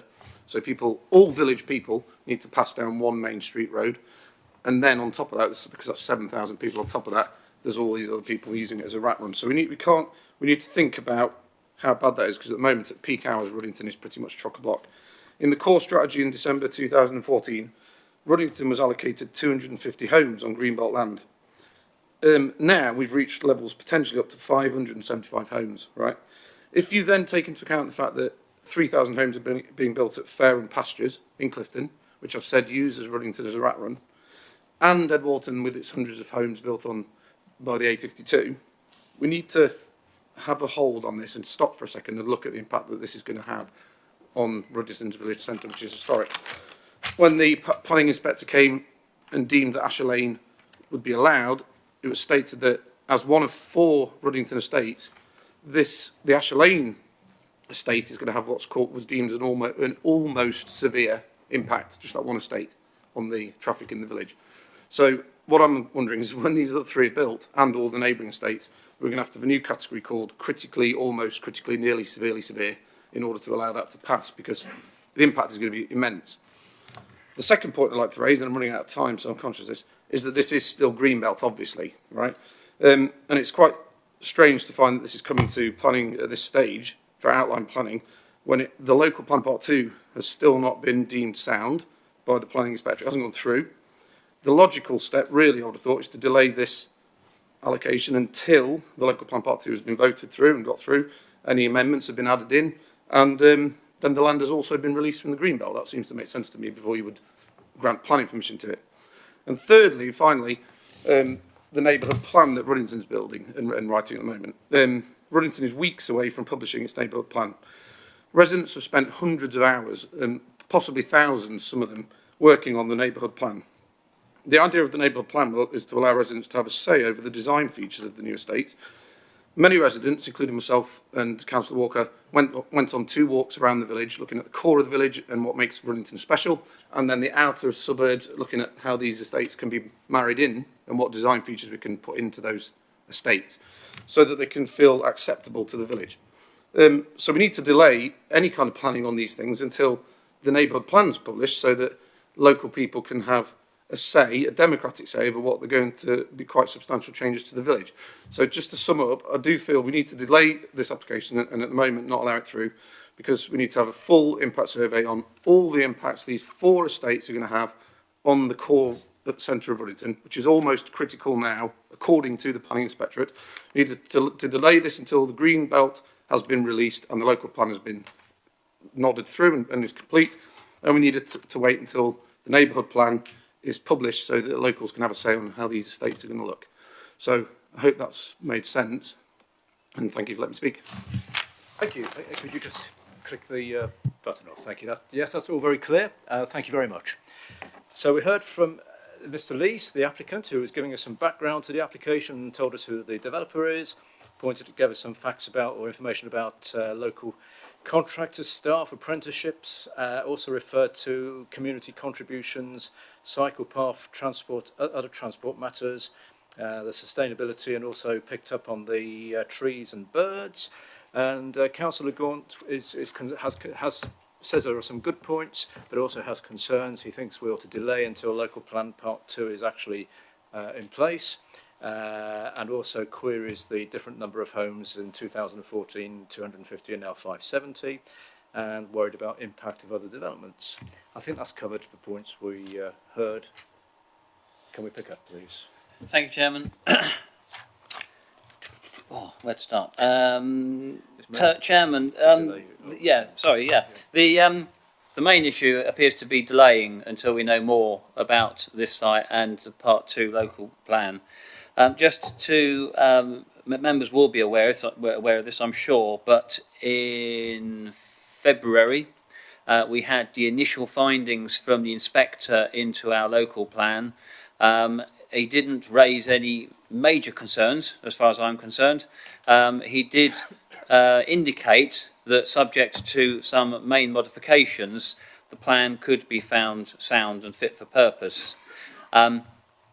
We have now consulted on what we would call major modifications. There's major modifications and minor modifications. So the minor ones are typographical corrections and that type of thing.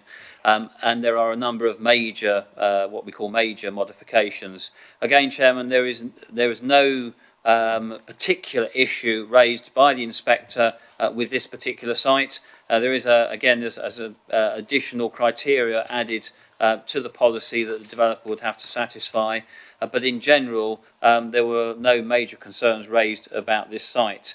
In terms of the sort of overall impact of development in the borough, we do, albeit high-level, assessment of the impact of development within the borough on the highway network. So there is already some work that's been done in terms of looking at the impacts of development across the borough on the highway network.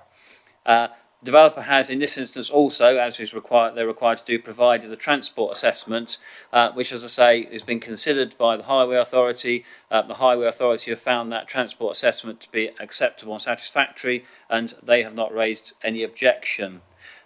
This site, I would suggest, is somewhat different from the Asher Lane site, Chairman.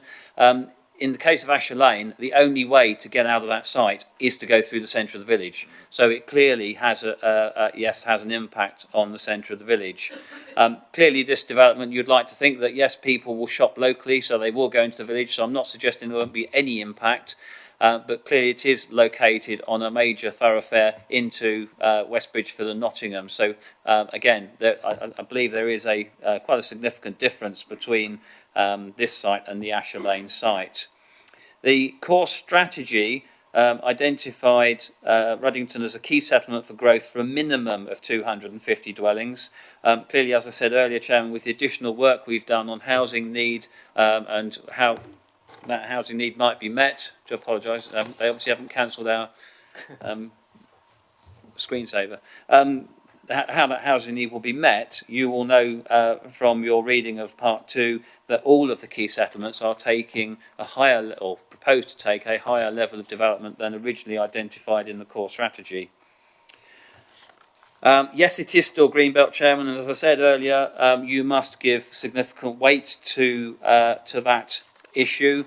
Any harm to the Greenbelt, either by definition or by impact on openness, must be given significant weight, and new buildings in the Greenbelt is inappropriate development. So clearly we're not avoiding that issue. It's dealt with throughout the report. The appraisal, again, looks at the very special circumstances and weighs them in the balance.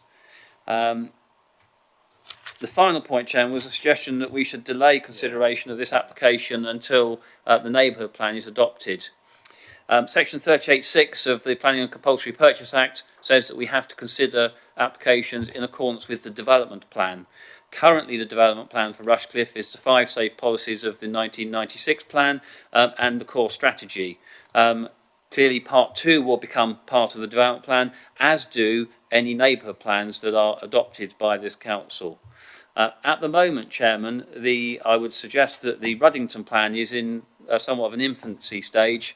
It's been drafted as far as I'm aware. It hasn't yet been consulted on, and there is probably another year or 18 months before that plan would be adopted following examination by an inspector, referendum, etc. I think it would be wholly unreasonable, given obviously the housing needs for the borough, to hold this application up pending the adoption of that neighbourhood plan. So you must consider this application on the current development plan and the relevant material considerations. Thank you, Chairman. Thank you. Sorry, yes. one final point. There was talk about the interaction with the countryside of the development. Clearly, Chairman, this is outline. The details, design, density of the development will come back as reserved matters, and I would suggest it's at that stage we need to pay particular attention to the design of the buildings, the space about, and how that impacts on the wider area. Thank you. Thank you. Yes, and again, to remind everyone, it is the principle of development, which is, although we've seen a rough, if you like, layout of a possible layout, that's not what we're discussing tonight. We're discussing the principle of development, but also the entrance into the site. Now, I've got a couple of speakers indicated to speak already. The first one is Councillor Thomas, please. Thank you, Chair.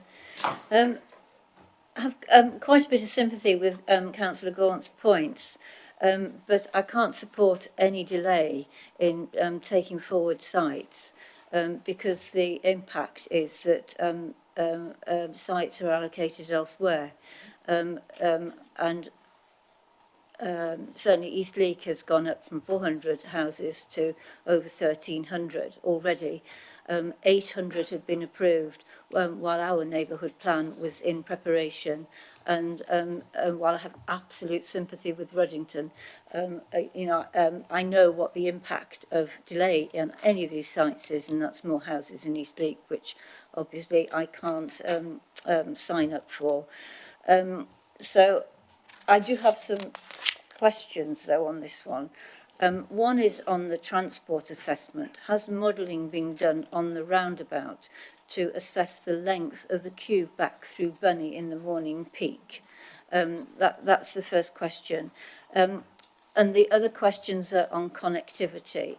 There's an indication of a pedestrian link through to the other site to the north. But again, there's no mention of a cycle path link. And also, it's quite important that that link would go all the way through that site and link out onto Florworth Lane. And I would be quite keen to see that included in some way in conditions. And the other is there a pedestrian link out in that corner of the triangle onto Loughborough Road so that it comes out near the Toucan crossing? Yeah, I think that was it. Thank you. So, transport and connectivity are queries on there, amongst other things. Yes, Chairman. The answer to the first question, did the transport assessment consider the impact on the roundabout, is yes. In terms of the connectivity, clearly, Chairman, this is outline, and as we say, we have to only consider the principle. There has been a lot of discussion, and developers actually have been talking to each other, which is, I say, a good thing. And in fact, there is, on this illustrative plan, there is actually a play area in this location, and there's a proposal for a play area in this location on the neighbouring development. Yeah. The neighbouring development, I think I'm right in saying, is in as a full application. Part of our consideration of this has been, well, if you've got two developments so close together, do we really need two play areas so close together?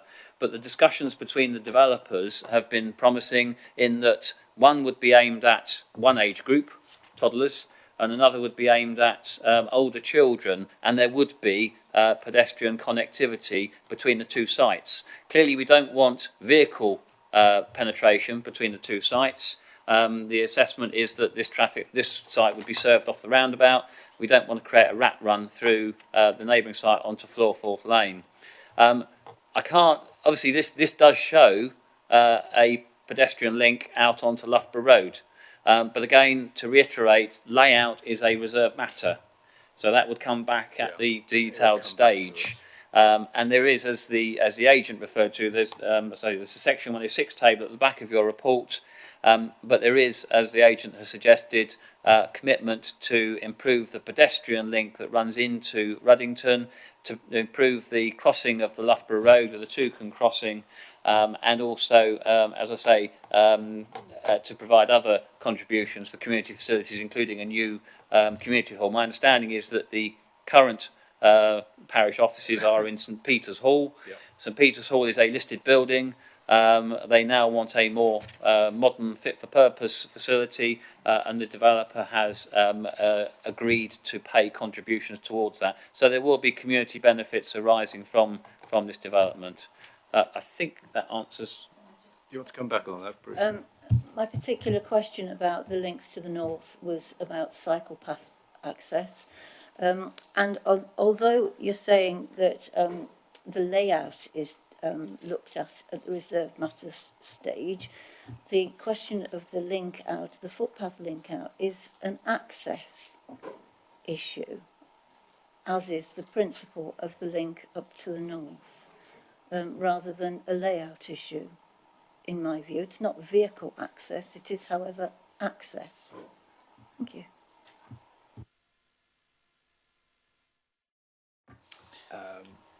Chairman, yes. All I would say, the main focus on access in these issues is the vehicle access. Clearly, there is a proposal there for a 6.75 metre wide road with footpaths on either side. The illustrative plan also shows a pedestrian link out here where there's a toucan crossing proposed. So again, Chairman, there are details which are still to be finalised through the reserve matters. But what I would say to you is that the discussions that we've had so far are very positive, both in terms of access from this site to Loughborough Road and for that connectivity between this site and the site to the north. I see no reason why those connections cannot be both pedestrian and cycle. It's not a case that we're dealing with a public right-of-way that's designated as a footpath. It's effectively in the gift of the developers to provide a suitable connection, which in my view could be quite adequate for both pedestrians and cyclists. Thanks, Chairman. Okay, thank you. Councillor Murray, please. Could I just query, I think Councillor Gaunt said that they were only weeks away from publishing the neighbourhood plan. So it wouldn't be a long delay.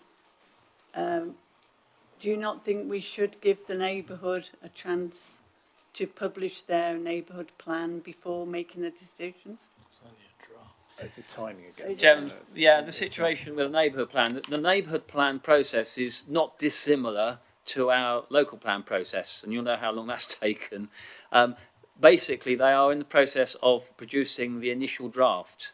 That initial draft has to go out for consultation by the parish or the neighbourhood group.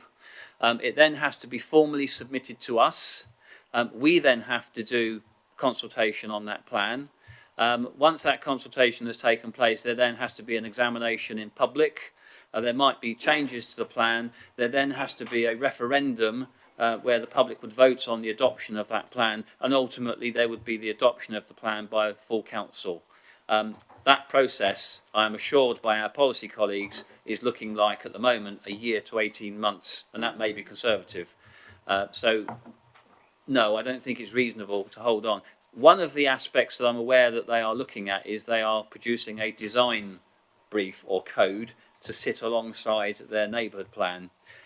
Clearly, if that comes forward before the reserve matters comes in, we can consider the reserve matters against their design code potentially. But at the moment, Chairman, I would suggest, and as Councillor Thomas made the comment, if you were to defer a decision on this application, it does put us at risk of predatory applications elsewhere. Yes, under attack again, in effect. Asher Lane. Indeed, Asher Lane is a prime example. Councillor Clark, please. Thank you, Chairman. It's partially been answered, as Mr. Pegram highlighted. This is outline including access, and if you take access in its wider sense, because I think the Toucan crossing and pedestrian access needs to be considered at this stage. Otherwise, I can see you get to the detailed reserve matter stage, and then the answer is, oh, well, that was all decided at outline stage.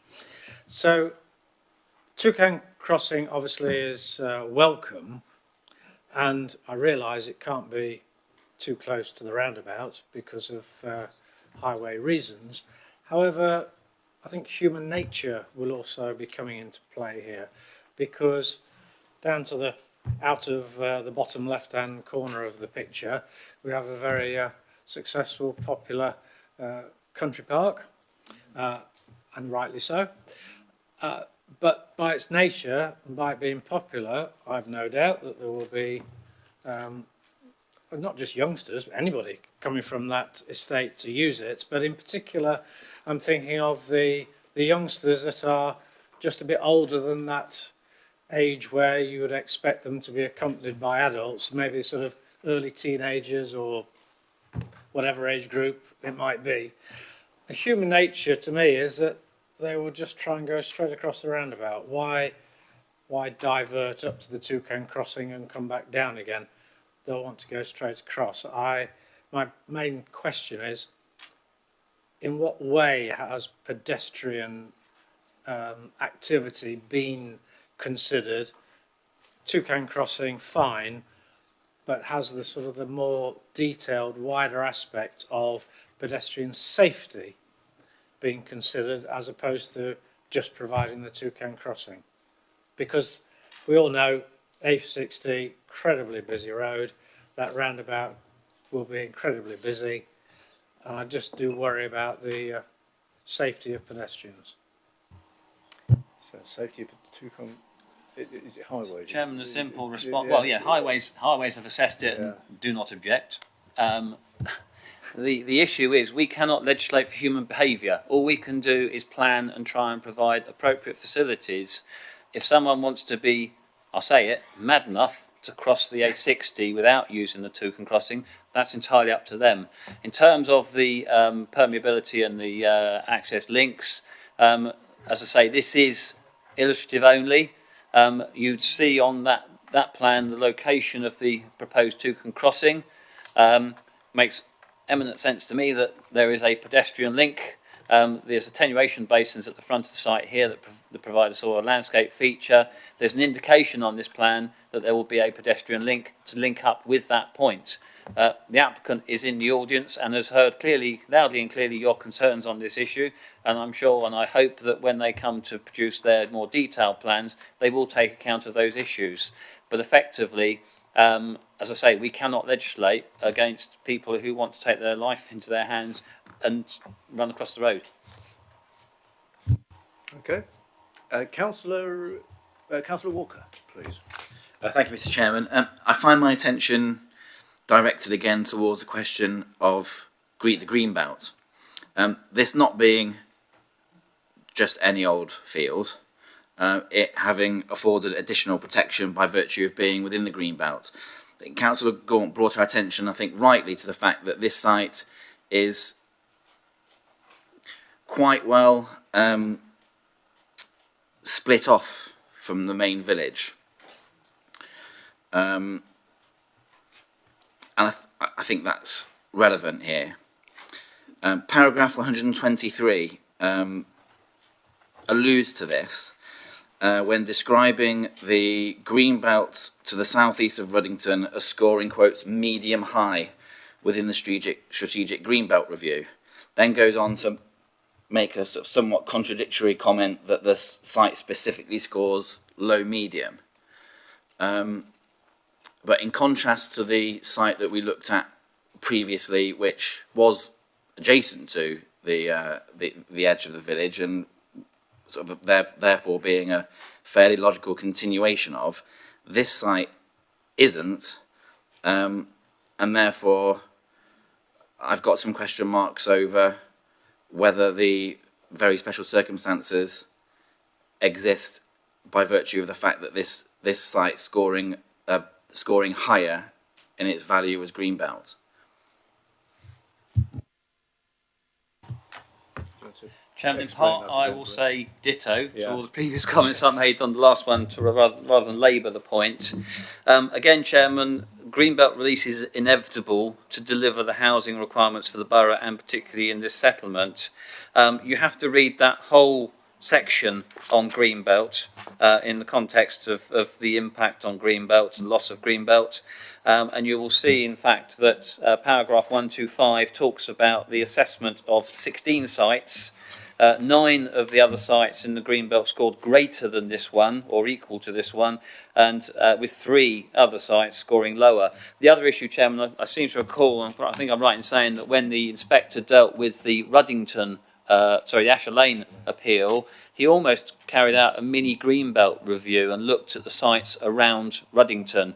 And I think this one was considered to be an acceptable site in terms, although he wasn't considering this site, in terms of our assessment of the sites. I think he agreed with our assessment of the sites in and around Ruddington. So I say you have to read, you can't just pick out one paragraph, you have to read all that section on the Greenbelt in terms of landscape sensitivity and the value of the site to the Greenbelt. But again, Chairman, your officers are satisfied, and again the inspector hasn't suggested removing this site on Greenbelt grounds. So we are where we are, as they say, in that respect. Councillor Goland, please.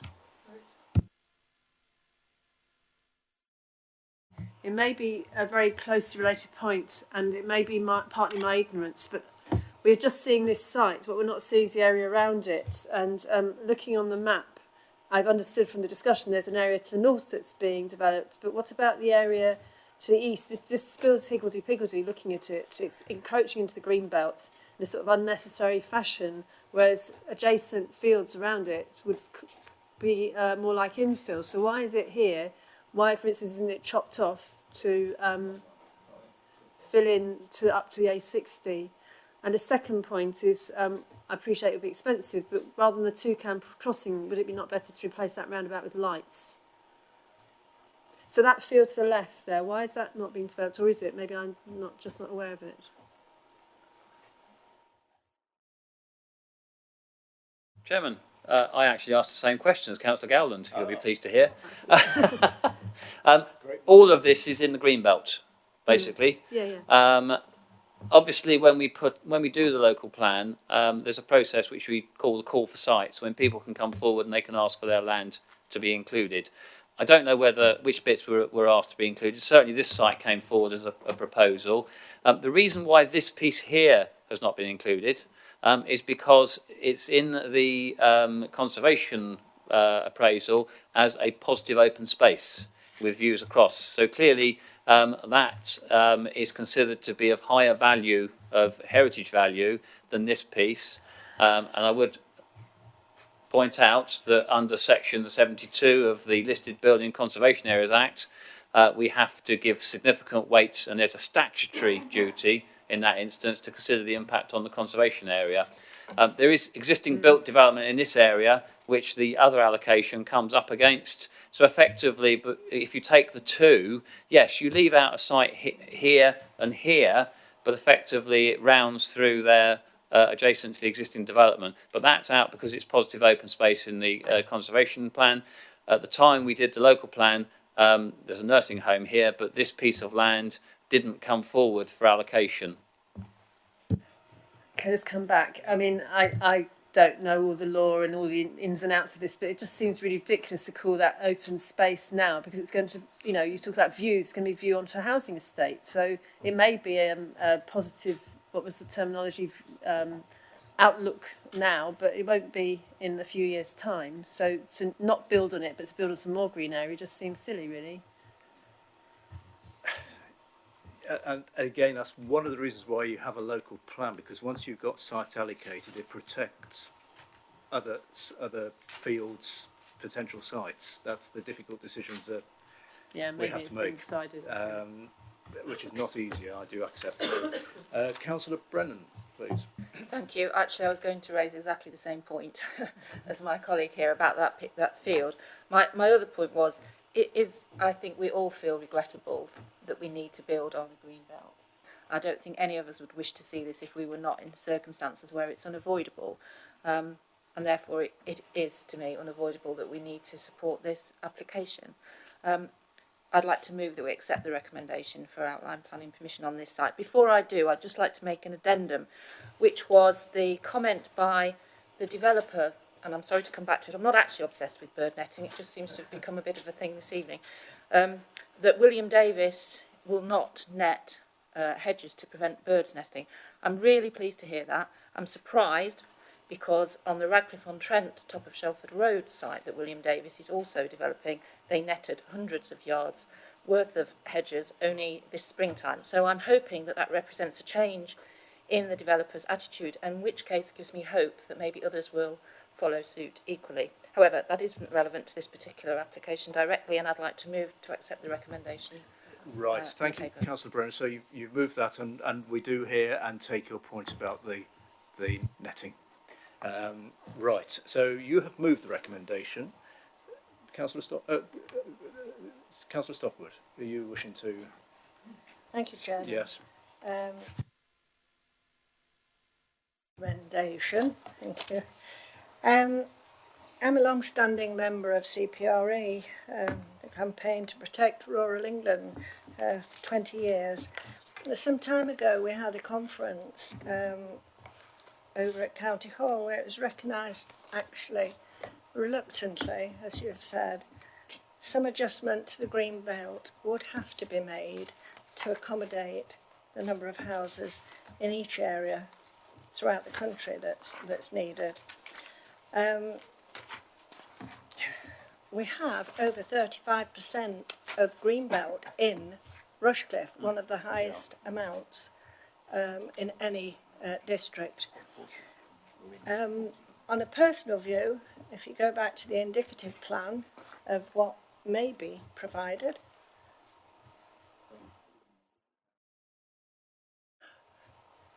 it's coming. It's on its way. Yeah. Thank you. I happen to think that that particular one is very, very good.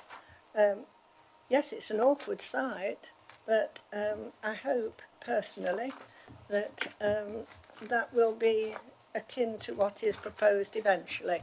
But as I say, that is just a personal view of mine. Okay, and I am, as I said, happy to second the recommendation. Right, thank you very much. And it's slightly amended because we had a separate report, didn't we? So it's the report in your amended documents that we're moving and seconding here. Right, I think we've had in the late reps.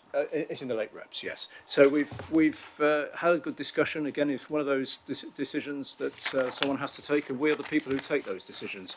So not easy, but I think unless anyone else wishes to speak, I think we better make a decision on this. Show of hands, please. Those in favour of the recommendation as discussed, please show.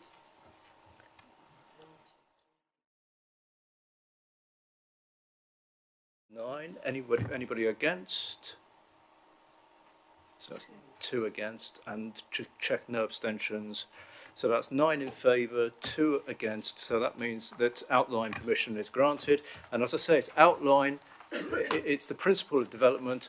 At some stage, there will be another full application, detailed application in, and a lot of the points that you discussed tonight will then be discussed in fuller detail.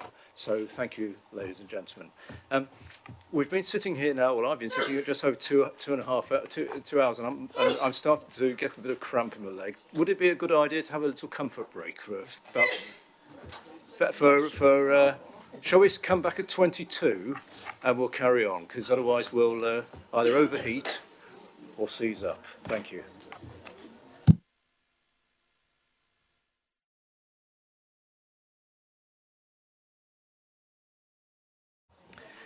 Right, thank you, ladies and gentlemen. I hope you didn't mind having a bit of a break. Sometimes you need to for your brain as well. And also, we overloaded the coffee machine, so sorry for the delay there with getting the coffees. We'll go on to our next application now. We're 2 members down because they are local ward members, and the rules are local ward members have to stand down for an item. And this is 12 Cliff Drive, Radcliffe, with demolition of an existing dwelling and outbuildings, construct 1 2-storey house and 1 bungalow, with associated means of access, enclosure and soft and hard landscaping. And this time, Mr. Pennington, please, you're going to talk us through this, please.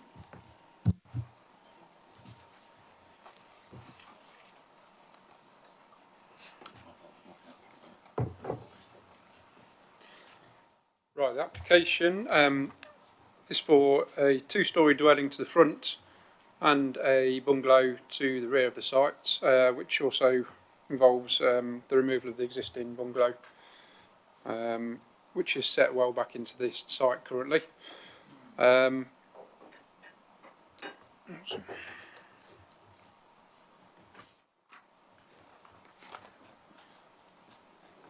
It's an aerial photograph of the site showing the existing bungalows and the surrounding area. This is this photo is taken from Cliff Drive. The land sort of slopes slightly upwards towards the site from Cliff Drive. The bungalow is well screened at the front by sort of boundary hedges and boundary trees, and as you can see, is set back sort of well into the plot currently. This photo is taken from the rear of the site. There's a detached garage there at the rear, which will also be removed to accommodate the development. And you can see through the trees is the rear of the existing bungalow. To the side of the bungalow is a public footpath. Currently, the bungalow uses this as their vehicular access, and the proposal involves vehicular access for the bungalow. The proposed bungalow also.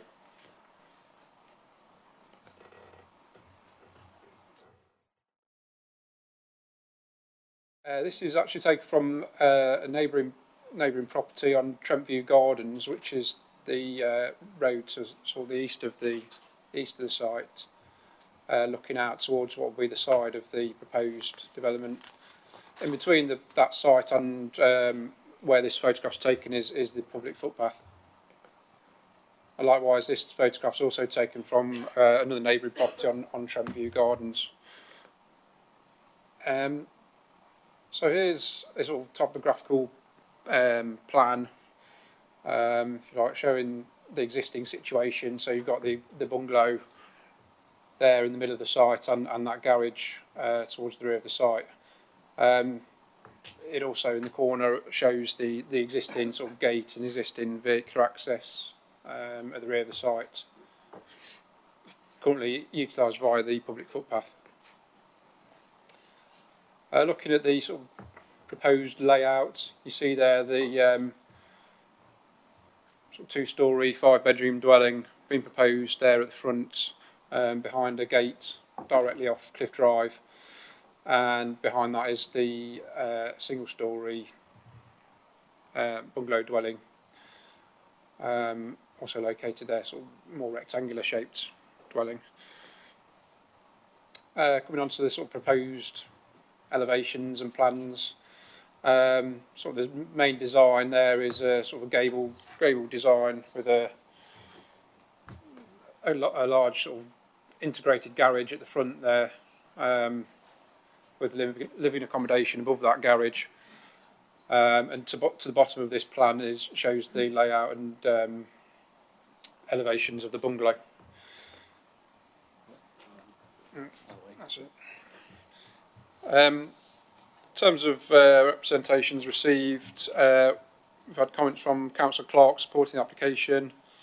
We've also had 13 objection letters been received, raising issues including over-intensive form of development, highway safety concerns, loss of privacy, out of character with the area. The proposal is recommended for refusal due to it being out of character with the pattern of development on this sort of part of Cliff Drive, which is characterised by sort of smaller properties, bungalows, dormer bungalows set well into the plot. This proposal shows a larger dwelling set significantly further forward of those dwellings and of a larger size, and the density is a lot higher than is common along that row of properties on Cliff Drive. That's why the proposal is recommended for refusal. Okay, thank you, Mr. Pennington. We have a speaker on this item as well. We just have one speaker on this. Is Mr. Cuddington? And you're speaking to object to the application. So I'm sure you saw how it all works. Up to 5 minutes, and it's the right-hand button as soon as you're ready, and you can start talking to us. Thank you, Chairman. Good evening, committee. So I'm one of 8 different named objectors to this application. And it is worth noting that this application has one of the most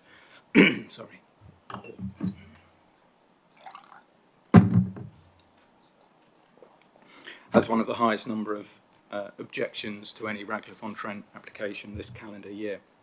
Mr. Pennington's report covers all of the points that have been raised by the objectors, and hopefully the committee have had chance to read those comments. So I'm going to take the opportunity to concentrate on 2 particular aspects. One is the support that Councillor Clark gave. As I understand, that was the vehicle to bring it to this committee in the first place, provided in the middle of August. And also there was a letter of representation made 2 days ago by the applicant in lieu of being here, and I'm assuming that that's also part of your consideration. When I refer to Mr. Prescott, that is the applicant's agent who submitted the letter of representation. One of Mr. Prescott's suggestions is that the views of Councillor Clark and the Radcliffe-on-Trent Parish Council, who did not object, carry some weight due to their local, intimate local knowledge. I'm not particularly sure what this means, and I don't know whether Councillor Clark would agree with that or not. But I think if we are to elevate their intimate local knowledge, then certainly the residents with their detailed objections constitute intimate local knowledge, with many of them living there for decades. I'm going to pick up on two of the key points that Mr. Pennington refers to in his report for reasons of refusal. The first one relates to the building line, which is also indirectly referenced by Councillor Clark's comments and Mr. Prescott. Some reference is made to Seven Cliff Drive, but as far as one can tell, mid-construction, it's an ongoing construction there at the moment, and from the planning officer's report from Seven Cliff Drive, on both roads, the new dwellings are within a reasonable tolerance of any established building line. Further reference is made by Mr. Prescott to any building line that may exist between the current number 12 bungalow and neighbouring properties heading southwest. A building line is a simple concept and one which is easy to measure, of course. So quoting from Mr. Prescott, he says, on inspection of the two-dimensional ordnance survey, this may at first appear to be the case. However, in reality, such a building line is not evident on the ground, as anyone who has visited the location may realise. So, indeed, as someone who does visit it frequently, this is indeed the very point. You don't see the buildings, as they're bungalows softly screened with low bushes and small trees, as you saw in the photograph provided earlier. Placing a large two-storey dwelling further forward than today will absolutely be visible and disruptive to the building line. So I'd submit the notion of the building line is important, as referenced by at least Policy 11 of the Radcliffe-on-Trent Neighbourhood Plan. The next key material point hinges around the over-intensive use of the land. A key understanding of this is how the planning world appears to subdivide areas into localities. Again, I'm going to turn to the planning officer's decision notice for Seven Cliff Drive, and I quote, "I would draw attention to the character of the area, which has three distinct layers, to the eastern leg of Cliff Drive and more tightly built properties with some previous redevelopments and smaller but more consistent form. To the north lies Trentview Gardens, which represents a previous larger development of properties, largely of two-storey design, with a more consistent build, style and rhythm, whilst to the south and southwest, the western leg of Cliff Drive is characterised by larger detached units set within larger plots." I believe this is key because this is essentially the same statement found in Mr. Pennington's report, clause 25, as one of the key reasons for refusal. Therefore, we seem to have two independent planning officers, both stating essentially the same thing, and I believe that's quite compelling. Thank you. Thank you, Mr. Cuddington. It's well in time as well, so thank you for that. So we don't have any other speakers on that. Mr. Cuddington was basically confirming or points in the report reason for recommending refusal. In fairness to Councillor Clark, we are asked our views and subjective views, and that's why we are here tonight. So that's the way the process works. Do you want to pick up on any of those? No. Okay. So, Councillor Golan. I'm always struck by the difference between what happens in the town, West Bridgford, and what happens in the rest of Rushcliffe. So if I look at this and think about planning applications that have gone on in central West Bridgford recently, I cannot see why this would be refused. The neighbouring houses on the other sides of the road are two-storey. It just doesn't seem reasonable given what's happened elsewhere. So I can't see any reason to reject this. Okay, thank you. So are you in effect making an alternative recommendation to grant? Right.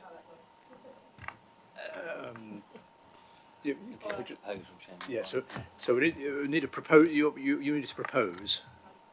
Yes, along with any conditions and. How's best to do it?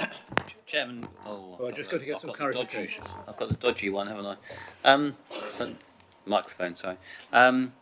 Chairman, yes, if there is a motion contrary to the recommendation, that has to be clearly supported by the reason why planning permission is to be granted, so that we can understand the issues, and also we'd need some indication, although of a development of this nature, conditions would be pretty standard, but if there's anything in particular that members would wish controlled, then obviously that needs to be spelt out at this stage.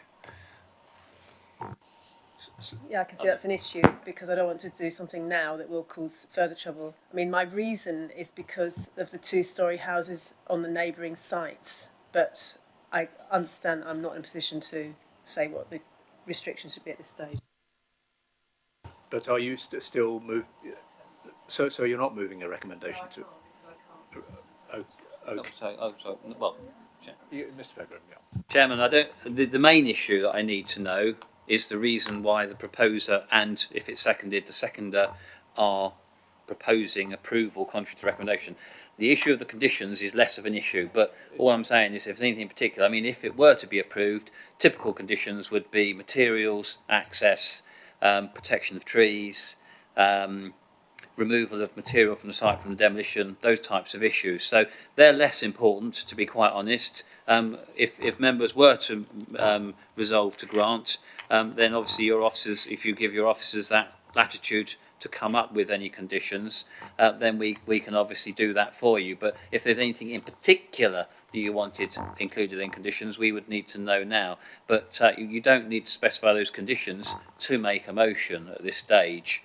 The only thing I would say, Chairman, while on the mic, is that the issue here, and I am somewhat surprised by the comments of Radcliffe-on-Trent Parish Council, because officers are often criticised for ignoring the neighbourhood plans.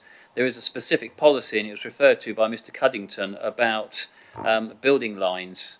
And there is a difference in the character here. This stretch is more low density with the property set back from the road.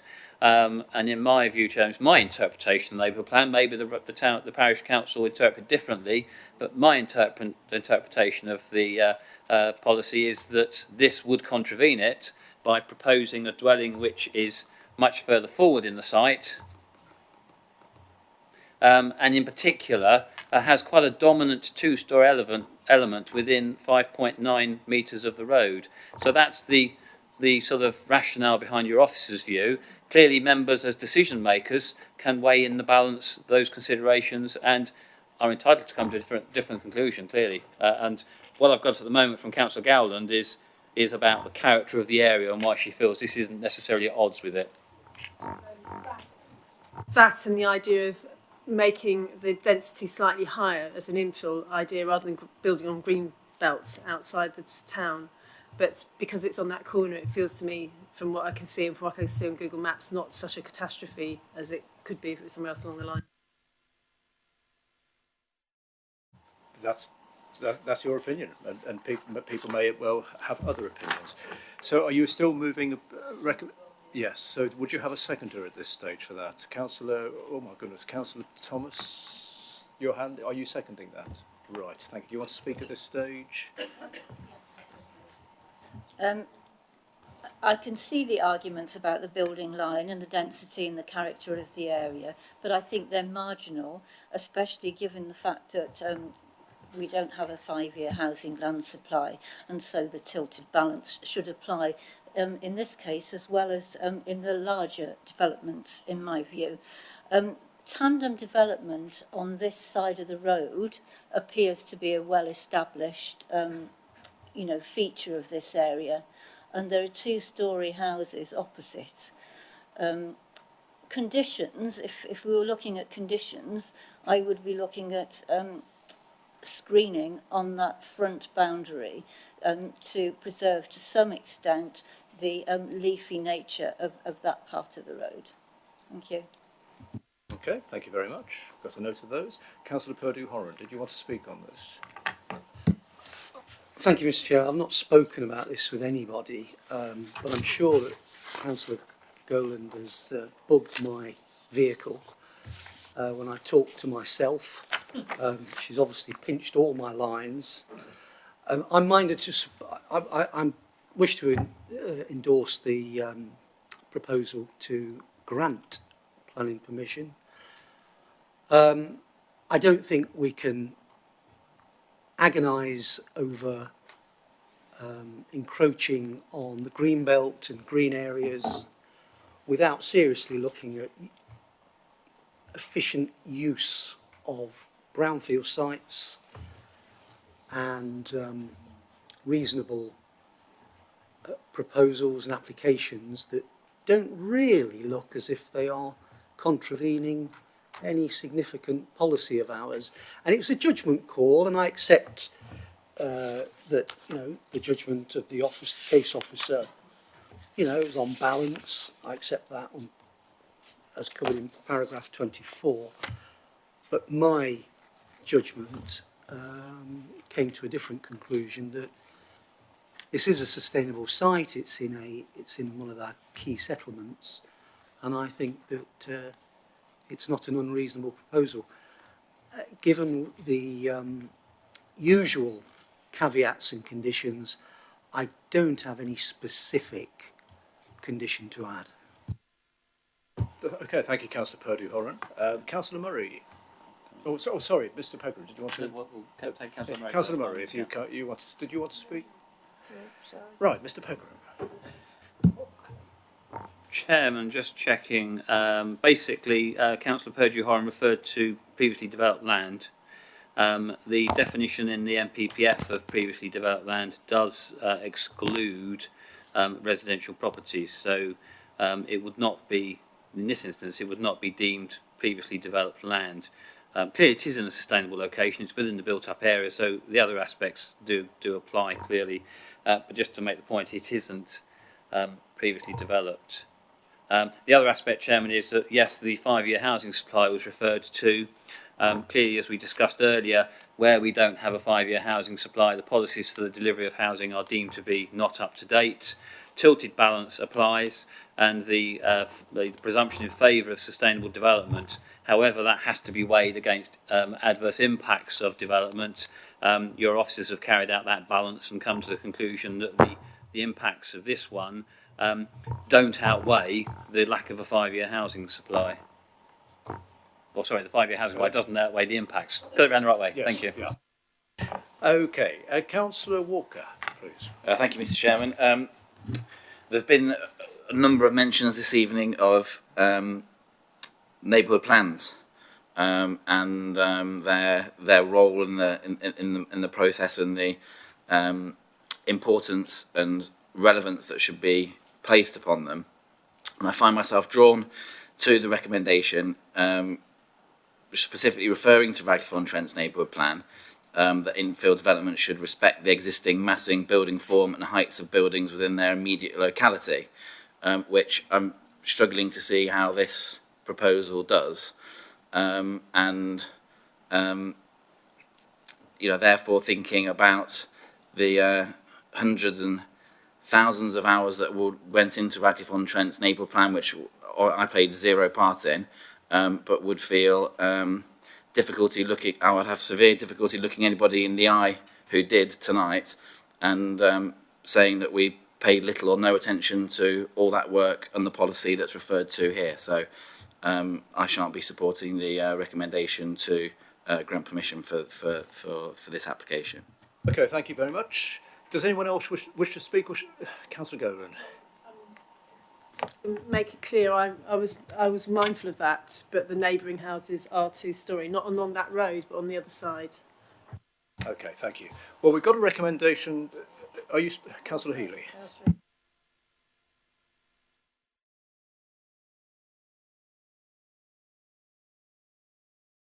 Pardon. The access to the bungalow, the rear proposed build, is where, Mr. Pegram? I can't. Because is that through it's the one property, it's the one footprint. I'll use this in the photographs. Basically, I'll come back. This is the footpath that runs from Cliff Lane up the side of the property. If I then go back to the topographical survey, that footpath runs along there, and the existing property has an access there.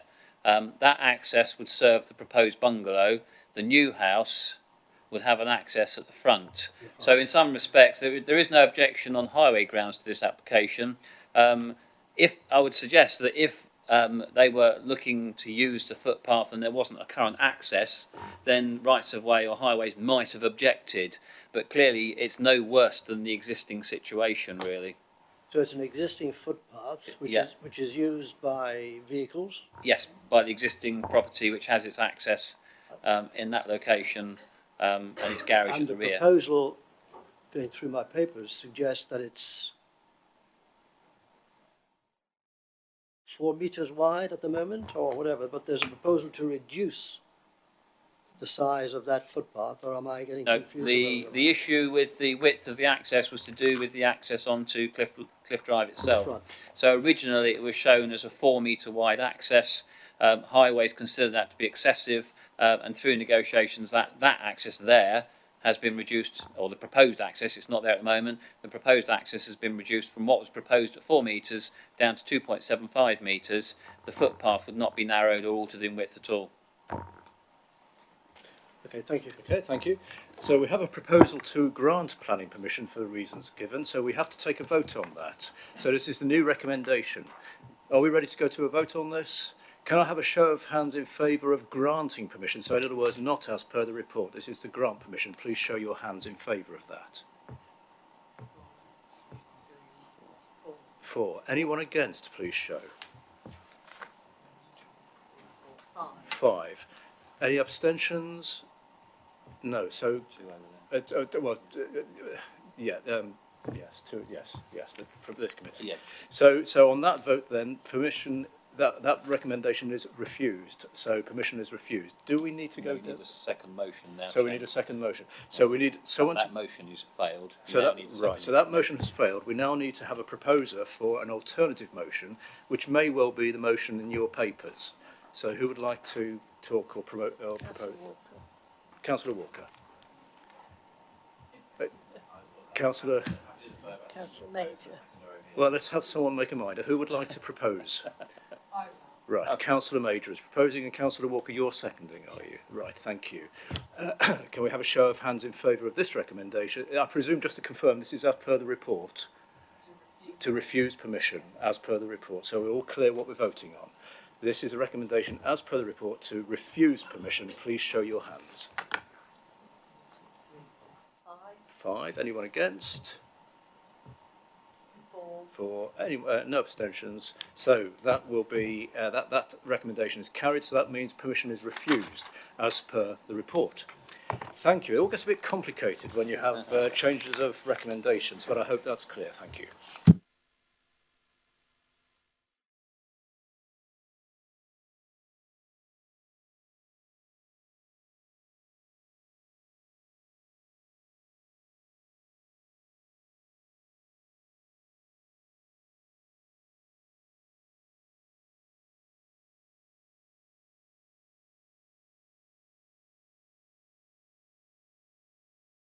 Okay, on to our next application, 7 Trevelyan Road, West Bridgeford, refurbishment, alterations and 2-storey side extension to existing property. Mr. Pennington, please. Thank you.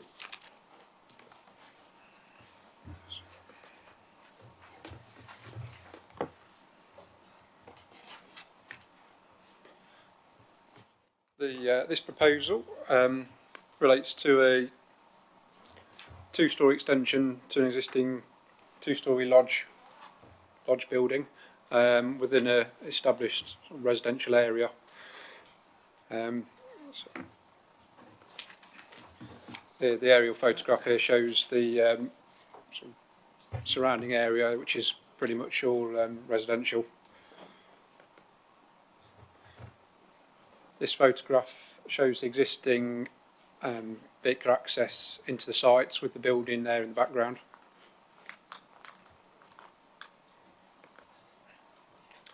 Again, you can make out the access on the right hand side of this photograph, taken from the main street, which is Trevelyan Road itself.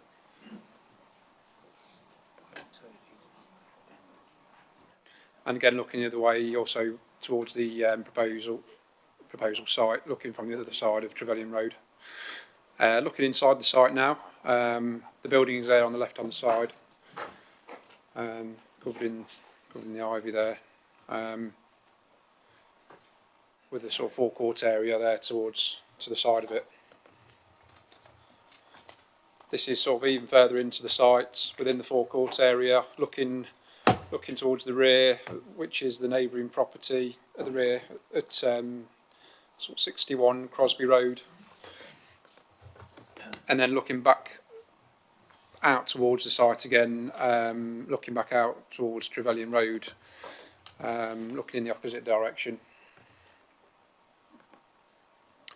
Here's the existing current condition of the building, which has been vacant for a while now.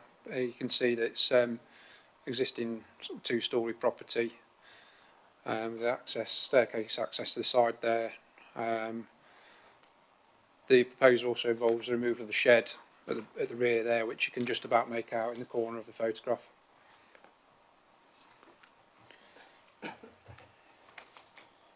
Coming towards the plans now, the existing situation, showing the existing nature of the building with that shed at the rear that's going to be removed.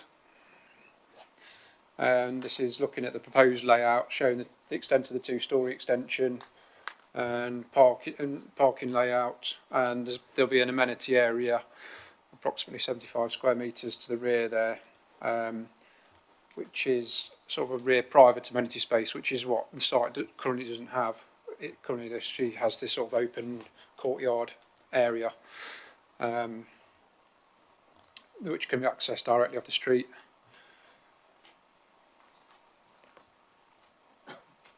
The extension, the nature of the extension is, is in keeping with the existing building, although with a sort of contemporary addition, a contemporary twist with a sort of large glazed windows, but sort of largely in keeping with the main building. This sort of integrated garage would be retained, which is at the front, which can be seen off directly off Trevelyan Road.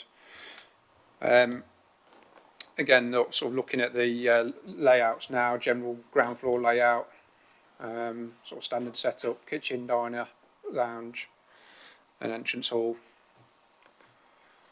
First floor has been amended slightly to show the removal of the rear-facing bedroom window.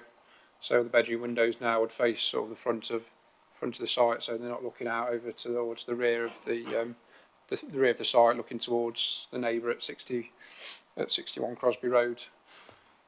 So that's the only sort of main amendment to the scheme. As stated, it would create a sort of 3-bedroom accommodation through the addition of the 2-storey extension. And the proposal is recommended for approval. Thank you. Okay, thank you. So we have 2 speakers on this. First of all, we have Mr. Bradley.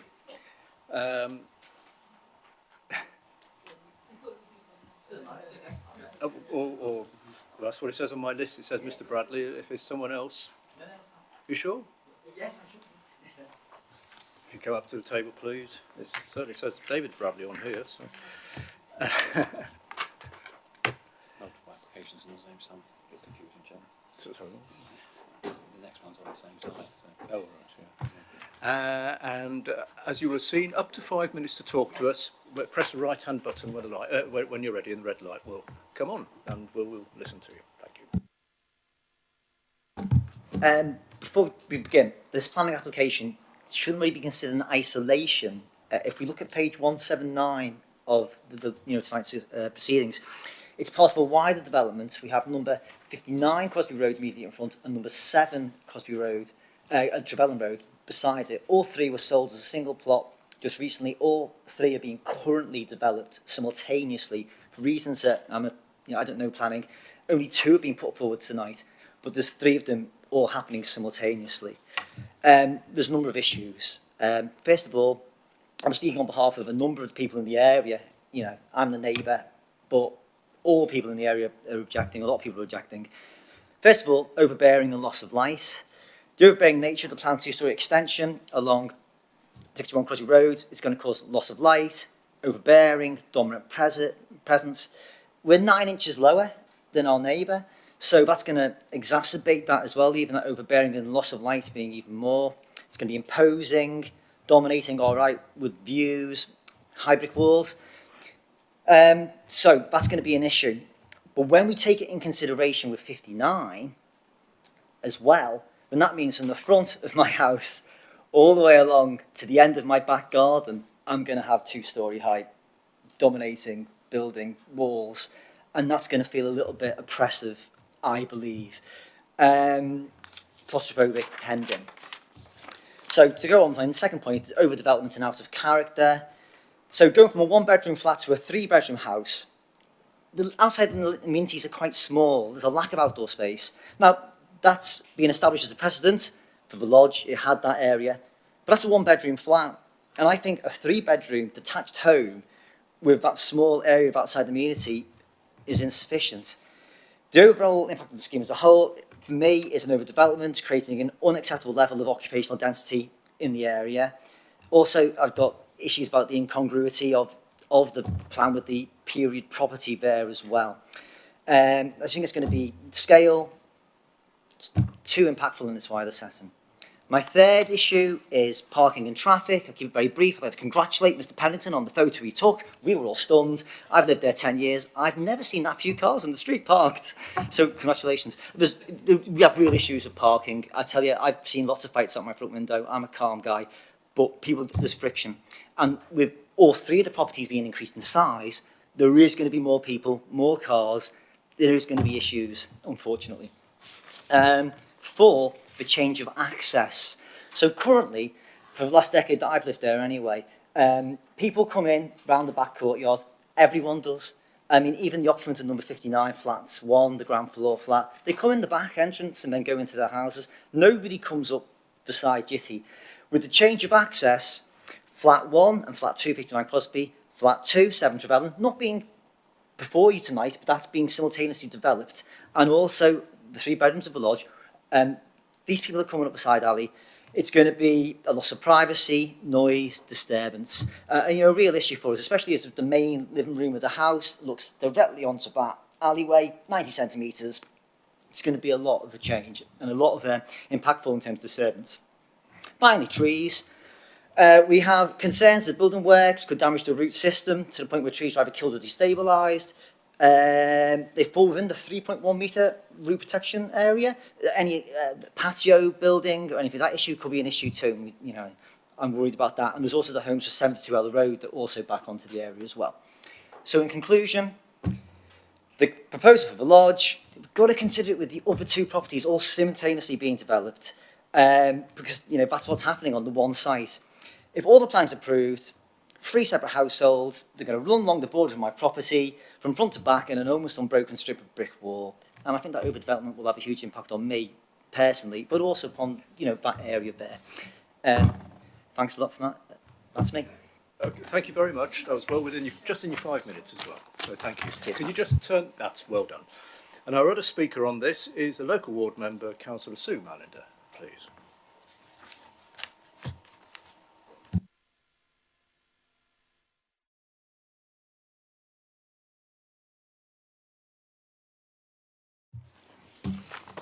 Thank you, councillors, for letting me back on planning as a guest. I see it's just as cold as usual. As has been explained by both Mr. Bradley in person and the emails and documents that you've been sent, this application should be considered in relation to the other many applications made for this site. In particular, this proposed development should be considered in conjunction with the plans for 59 Crosby Road and 7 Trevelyan Road, as it is really one site under the same ownership. Councillor Richard Mallender and I, along with many other people living on Crosby, Trevelyan and Ella Roads, agree with the objectors who have just spoken in that what is currently a 1-bedroom flat suitable for the lodge is proposed to become a much larger 3-bedroomed house with a subsequent increase in occupancy. It is smaller properties that are in short supply in this area. Although the current building is described as 2-storey, it is in fact much lower than the surrounding buildings. This proposal would bring the building much closer to neighbours at 61 Crosby Road and increase the built environment of the area as a whole. This is shown in the pictures sent to you by the objectors. In paragraph 18, it is explained that the planned first floor bedroom window has been removed from the proposal. Although this overcomes the problems of privacy and overlooking, it increases the dominant aspect of the development, which is overbearing and oppressive. Although it is stated that the area used for parking is unofficial, nevertheless, residents of the Lodge and 59 Crosby Road in fact use this space. Its removal will result in increased on-street parking in an area where it is already difficult to park and where there are problems resulting from parking from people attending nearby sporting venues. This increase in traffic and parking is also particularly problematic in that the twitchell between Crosby Road and Edward Road is used as a thoroughfare to local primary schools. It is thus a danger for children walking to school. The redesign of the site closes off the main pedestrian entrance to 59 Crosby Road. This will result in increased pedestrian traffic in the narrow gap between 61 and 59 Crosby Road, increasing loss of privacy and disturbance for the residents of 61. I hope you will take these considerations into account and refuse this application on the grounds of it being overbearing, having inadequate parking, increasing traffic and loss of light to the residents of number 61 Crosby Road. Thank you. Thank you, Councillor Mallender. Could we pick up on these points? There's worries about overdevelopment, impact on neighbours, loss of light, over-dominant design, out of character of the area, the traffic and parking, a change of access and loss of privacy, and worries about trees and roots. I think that's covered most points. Do you want to? Thank you. Just coming back on some of those points. Yeah, the comments are right. This application should be read sort of in conjunction with the other applications before us at 59 Crosby Road. In terms of the extension itself, in the overbearing impact, it's set sort of 6 metres away from the boundary of the neighbour at the rear. So, in terms of overbearing impact, it's not considered to be, to have a minimal impact and minimal loss of light. It's set away from any sort of principal windows to any neighbouring properties, and as mentioned, the issue of privacy has been removed from the removal of the first floor window. It doesn't. I wouldn't suggest it represents overdevelopment of the site, providing its own sort of private rear amenity space, 75 square metres, which is similar to the amount that's afforded to neighbouring properties in the area. Whereas currently there is no sort of formal private amenity space, there's literally just an open courtyard there, so it's an improvement on that situation. There's an issue raised about trees. Tree officer was consulted on the application. Whilst there's a large sort of mature street tree there on Trevelyan Road, there are also neighbours' trees to the neighbour on Ella Road, close to the boundary, and to the neighbour on Crosby Road, also close to the boundary with the neighbour. But as you can see, the extension sort of quite in the middle of the site on sort of existing hard standing area, and the tree officer considered that there would be sort of no impact on those surrounding trees after consulting him during the process.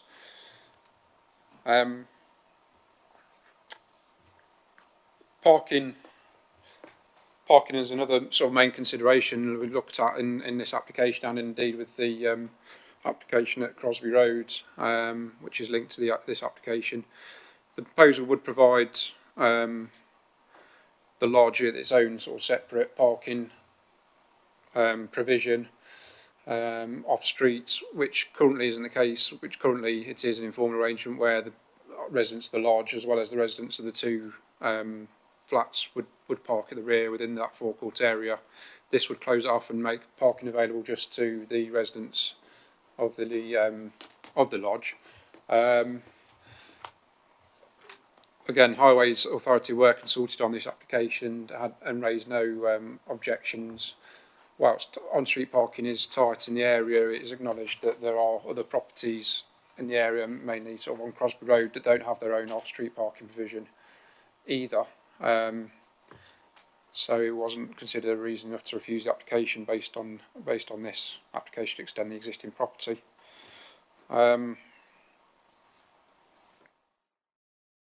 Yeah, that was it. Okay. Thank you very much. So we can open up to discussion now. I've got one name on the list so far. Councillor Major, please. Thank you. I guess I'm kind of struggling. We keep being told you must look at what's in front of you and only at what's in front of you, and then we're being told that we should look at this in the round with all the other developments happening in that particular plot. So it is a bit difficult to get your head around exactly what we're being asked to consider here. Because on the face of this, I was going to ask how far the distance is between that boundary wall and the new building, and if it's 6 metres, that to me seems like a reasonable distance to not impact on the light. I can see that that having a large expanse of brick wall is not necessarily the most aesthetically pleasing thing to look out on, but it does appear that there are trees on that boundary as well, already existing trees, so from my perspective it doesn't feel like it would make a massive difference to the outlook from that adjoining property. I just wanted to check with the height of the building, is there an increase in the extension, or is it maintained? Has it gone up across the whole building or just in the extension? I'm trying to understand what the height difference is between the existing building and the planned building. Yeah, the height would be the same. To the ridge would be the same height as the existing lodge building, so it'd be the same. And the point was made earlier. It is a sort of slightly lower in height to the existing properties in the area. But the height to the main building wouldn't be increased, but the extension will be the same height as the existing building. If that makes sense. Thank you. Okay. Oh, no one else is speaking yet on this. Mr. Pegram, yes. Chairman, just to assist, because we often say yes, you can only consider what is before you. But obviously I have looked at this one closely with the case officer to give members the context of the site and the history to the site. There is a lodge building at the back here which is used for residential accommodation, separate unit. The main building on the site here, which is 59 Crosby Road and 7 Trevelyan Road, is arranged as 4 flats. So there's, in that building, if we take it as a whole, there's 2 flats at the ground floor and there's 2 flats on the first floor.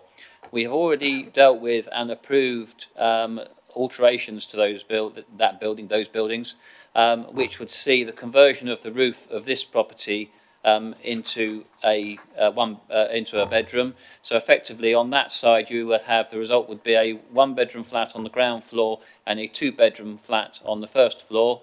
On this side we've given permission previously for a dormer window on the rear and loft conversion, which would result in a 3-bedroom flat on the first floor and a 1-bedroom flat on the ground floor. So when Ward Councillor and the residents are talking about should be read in conjunction with what's going on the site, I don't disagree with that totally. What we have to look at is you have to look at as decision makers, is the intensity of development on the site as a whole. However, we have looked at that, and we don't believe as officers that the resultant development, if you take it as a whole, would have an over-intense or unacceptable impact on the area. Hence, we have had the comfort, if you like, that has already got permission. There are current applications that relate to those properties to make some changes, but they have already had permission to do the loft conversion, and we've therefore considered the resultant situation having regard to those permissions. Does that help with that? Does that help? Good, thank you. Councillor Walker. Just going to get my head around parking. As I now understand it, we're talking about 2 1-bedroom flats, 1 2-bed, 1 3-bedroom flat and a 3-bedroom house. How much parking provision in this informal arrangement is there at the moment? Because the plans, as I understand it, is that it's going to be reduced to 2 off-street parking spaces for the whole site. So what's the net change from the current arrangement to the proposed? It's not marked out. Yeah. And that's basically correct. I mean, as you can see, that photo, that it's not sort of marked out, and there's no specific number of parking spaces available at the moment. It's, like I say, an informal arrangement where residents of the 2 sets of flats and the lodge effectively park in this area here. if they can't park on the street. But this proposal would actually take that away and just provide 2 parking spaces. Okay. So that's for context. So that's relevant. You know, I've got in my head a number of vehicles that I think could sensibly park there with them sorting themselves out. Forgive me if this is not a relevant question, but if there was an application on this site for new dwellings of that type and density, 4 flats with those number of bedrooms and 1 3-bedroom property, what type of off-street parking provision would the council have been looking at in that scenario? Interesting question. That's effectively what's happened here, isn't it? So I think it's relevant to know what you would have been asking for in a kind of in that situation. 2 for 3. We're racking our brains, Yes, Chairman, there's to recall, because the county has just consulted on new design guidance and has provided parking standards which we haven't previously had for residential. We would estimate at the very least they would, if it was a new development, and obviously we have to consider what's before us, I have to say that first, they might want 1 per flat and 2 or 3 for the 3-bedroom house. This is a slightly different situation though, because what you've got here is an existing complex of buildings, and effectively, as I understand it, what the applicant has sought to demonstrate to us and the Highway Authority is that in fact this area here, we are told, and we can only go by what we're told, belongs to the lodge, but there's been an informal arrangement with the flat occupants that they can park in this area. Based on that information that was provided to us and the Highway Authority, and I say it quite often, Chairman, you do indeed. Highways don't object to this application. So the difficulty we would have here, again, I often say, is that if members were minded to refuse permission on inadequate car parking, it's getting late in the day, we'd have to provide some objective evidence to counter the no objection from the Highway Authority effectively. So that is the situation. Good question though, good question. Councillor Clark. Yeah, it's those pesky highway people again, isn't it? Well, I've been trying to get my head around very much along the lines of Councillor Walker. I think we're sort of thinking very much along the same lines, and it's the similar question but perhaps in a slightly different vein, because I'm just trying to understand fully. First of all, I completely sympathise. I mean, there is an horrendous parking problem around there. I don't think anybody disagrees with that. But in the context of this application, other applications often get refused because there's a loss of amenity to neighbouring properties for one reason or another. And I'm trying to get my head round whether approval of this application results in a loss of amenity to the flats.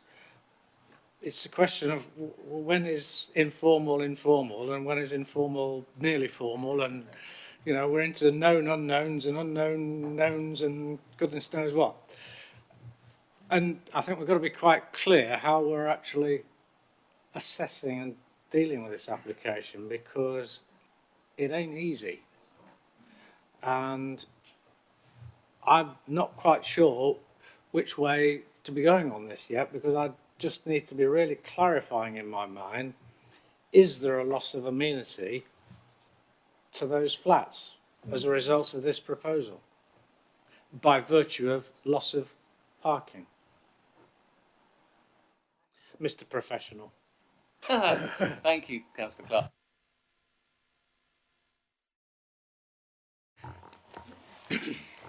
Who said the small applications are easy? Yeah, can we go back to the big ones? Yeah. Right. We often get comments from highways who won't object because the scheme well, don't object because of the level of parking provided in a scheme in terms of the potential impact that that would have on highway safety. So if it's a scheme that either doesn't provide enough not because of the level of parking might result in parking on the highway, they won't necessarily raise an objection on grounds of highway safety. What they do sometimes say, and they pass the buck back to us, is, however, there may be an amenity issue if people can't park near their property. So they treat it as, if you like, an amenity or a benefit issue for the residents, but they pass that back to us to consider. I think the difficulty with this one is we don't know the tenure of the various units, and we don't know the resultant tenure of these various units. But even if members were to refuse this application this evening on the basis that this proposal would result in a loss of parking to the flats, the owner of the site could simply block off any access to this area and stop the flats parking on it. And my understanding is that what we've been told is that the arrangement is something which has occurred informally. So I don't know whether the site has sold recently and that's what's resulted in all this development on the site. I'm getting a nod from the residents at the back. But clearly, and where we could find ourselves is if members refuse this tonight on the grounds of loss of parking, one option that the applicant could adopt is to simply block off that gate, block off that area there, and say to the residents in the flat, sorry, you have no right to park on this piece of land. But it is a difficult one, I admit. It is a difficult one. Just as a slight addendum, when those permissions were given to the flats that you were describing, was there any mention of parking attached to those flats at the time? Just racking our brains, memories.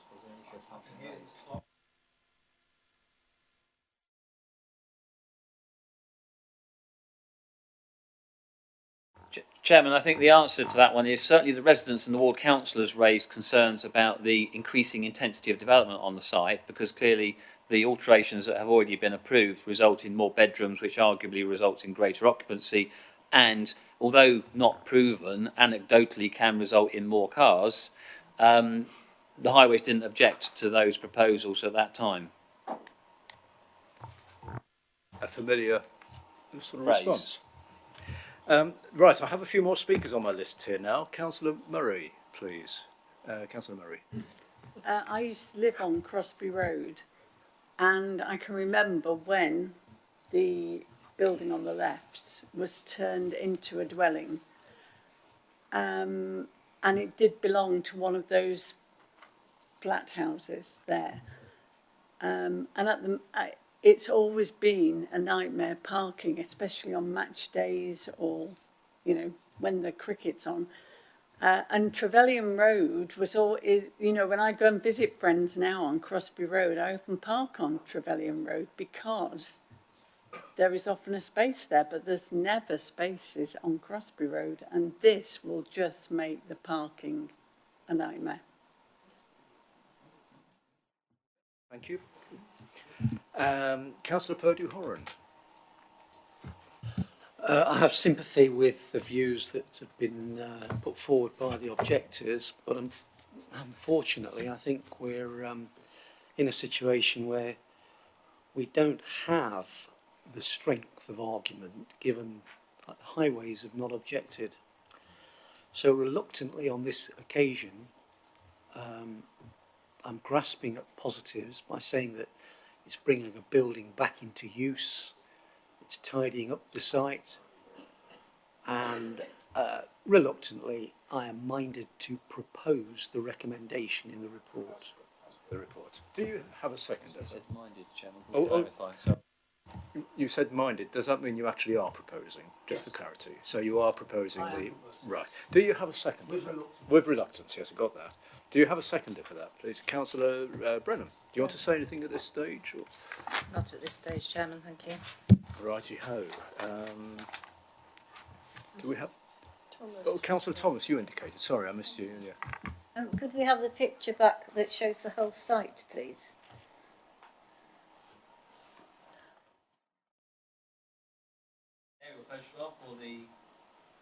The one that shows the as proposed. The plan rather than the photograph. With that's the one. Yeah, yeah.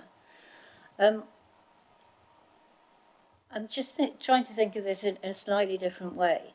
If that was, basically, it's a kind of outbuilding in the back garden of a house, and if that building was not there, there is no way that we would grant planning permission for a house on that plot, leaving the two houses at the front with so little amenity space.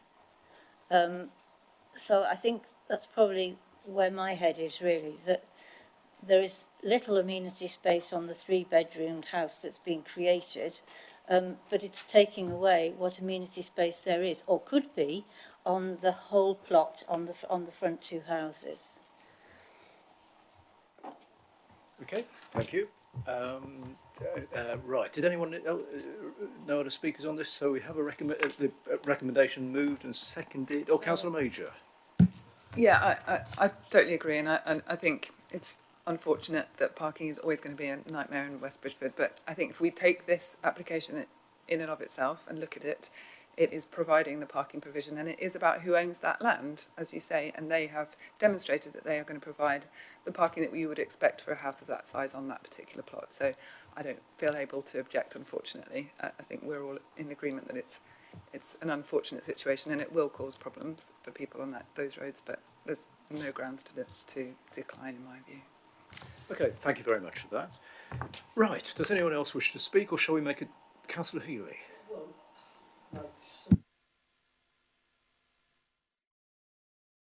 And I keep doing that. As I said, like some of my colleagues, I'm struggling to understand exactly where we're at with this and so on and so forth. Along the way, and if we think where the objection came from, it came from 61 Crosby Road.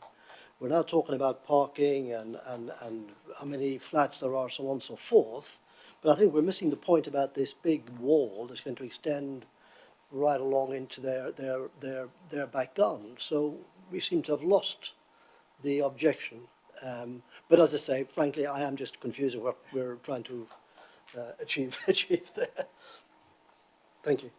It can get very confusing, and because there are so many what ifs and the permutations aren't there. But we do have a clear application and recommendation in front of us. It has been moved and seconded.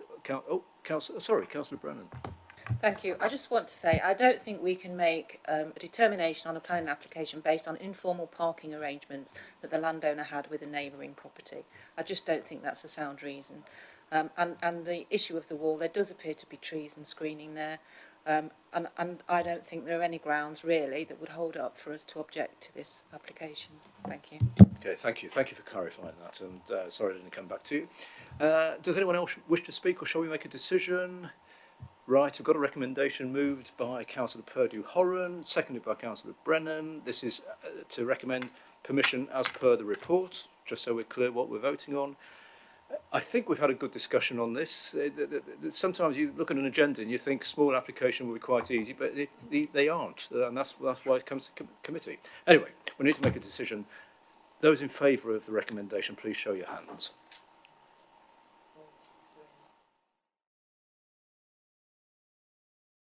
Seven. Those against? 1, 2, 3. 3.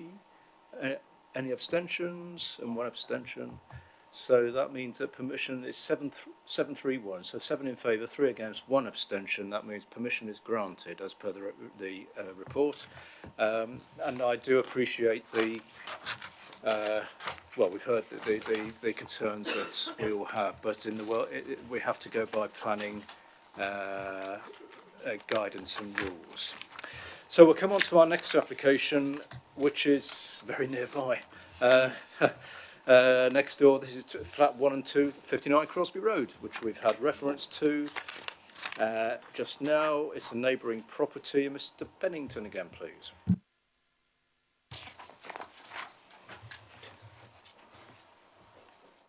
Yes, again, this, as we've been discussing, this should be sort of read in relation to the building to the rear of the lodge.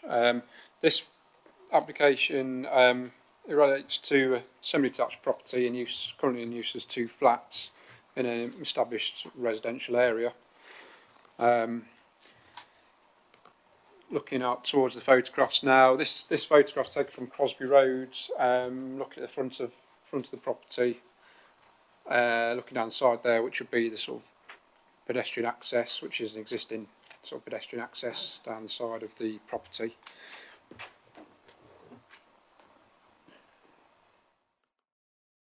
And again, looking at sort of a pair of semi-detached properties here. One is 7 Trevelyan Road, one is 59 Crosby Road. And again, going back to the pedestrian access down the side of the property.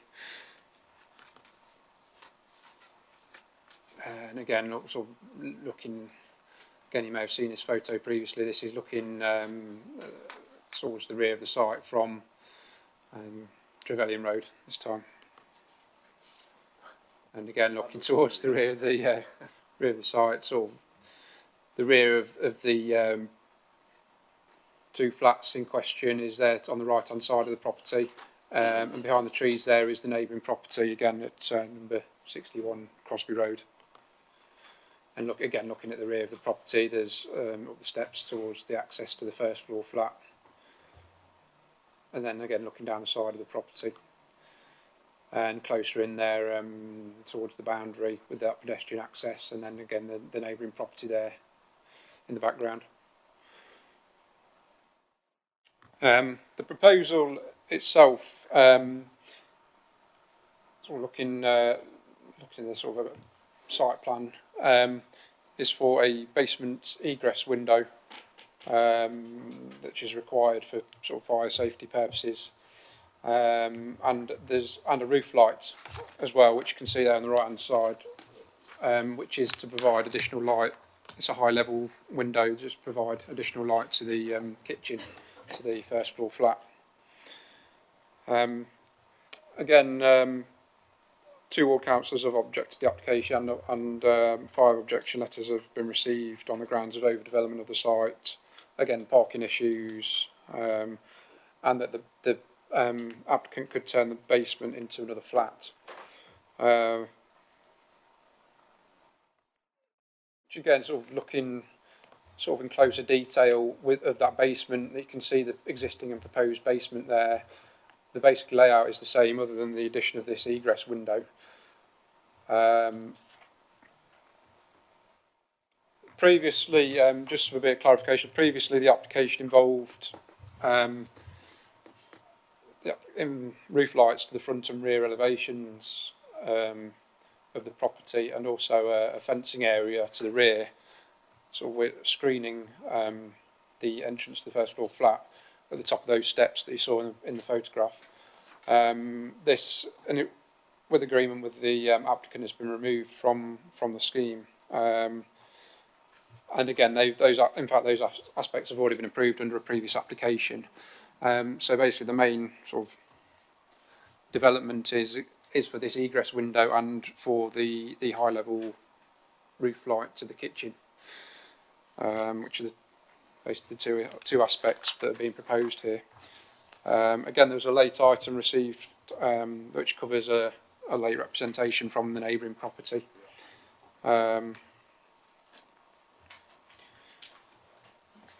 Those aspects that have been removed, whilst they have been granted planning permission, they haven't been implemented as yet, but they have been removed from this particular proposal.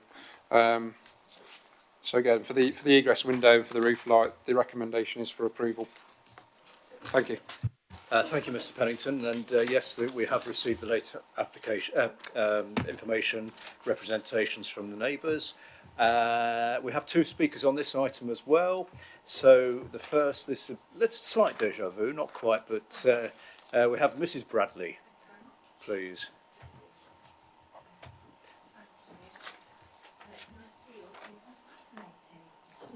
Oh, planning is fascinating.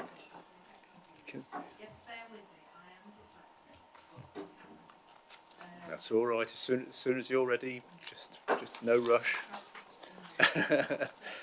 And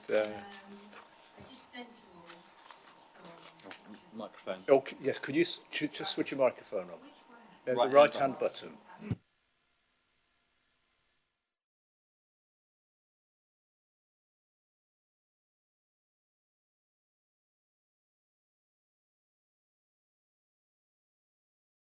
Would confirm that we have received your late representations, or what we call late representations, but it's the neighbours' representations. We have got those. Thank you. Okay, hello. Our objection to planning proposal, flat 1 and 2, 59 Crosby Road. This development needs to be seen in the context of applications for adjoining properties 7 Trevelyan and the large 7 Trevelyan Road, collectively representing overdevelopment of the site. Looking at the applications together rather than in a piecemeal fashion, the impact will be overwhelmingly negative for neighbouring properties on Crosby and Ella Road.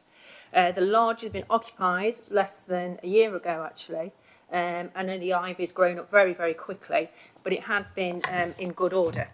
I would ask if you could check the number of rooms that the applicant is putting into all of the flats, please, because it is out of kilter with what we're seeing being developed presently.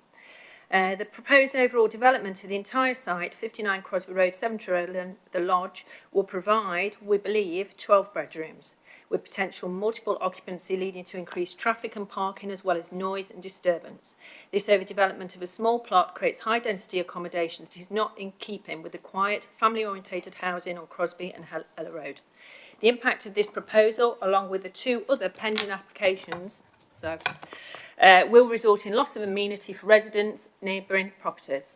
Draw your attention to something that you were sent, which was actually the proposals placed side by side. So you can see the lodge on one side and you can see 59 Crosby Road on the other. Inadequacy of parking, Crosby, Ella, Trevelyan Roads. Unless off-road parking is retained for the flats, vehicles belonging to their tenants will park on Crosby, Ella, Trevelyan Roads. On and off-road parking is already inadequate. It's not unreasonable to expect at least 1 car per tenant's room. Presently, there is, and has been for many years, off-road parking for the tenants of the flats in the converted buildings.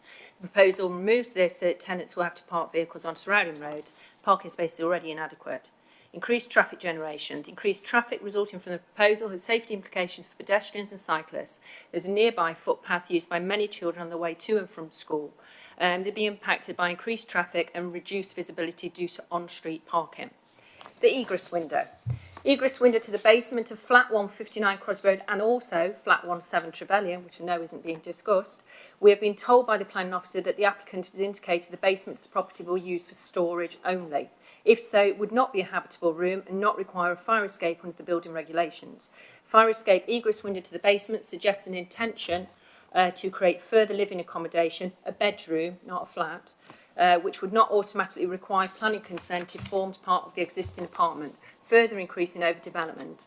Recent addition of floor-level glass bricks further adds to this. Number 5, first floor fence, loss of light and overbearing. The planned first floor fence would lead to loss of light, overshadowing and overbearing to the rear of 61 Crosby Road, which sits approximately 9 inches lower than 59 Crosby Road. 59. So we're concerned about the impact also to the residents of flat 2, 59 Crosby Road, as this fence will create a very small and dark enclosed outdoor area. Assessing the height of the proposed fence, it would appear to make the patio extension almost 2 stories high with the addition of the proposed 2-metre fence. The existing patio extension appears to exceed, I've lost where I am, and living area, further impacts its effect on the rear of 61 Crosby Road. It would further exacerbate the existing situation for a primary source of light for the room.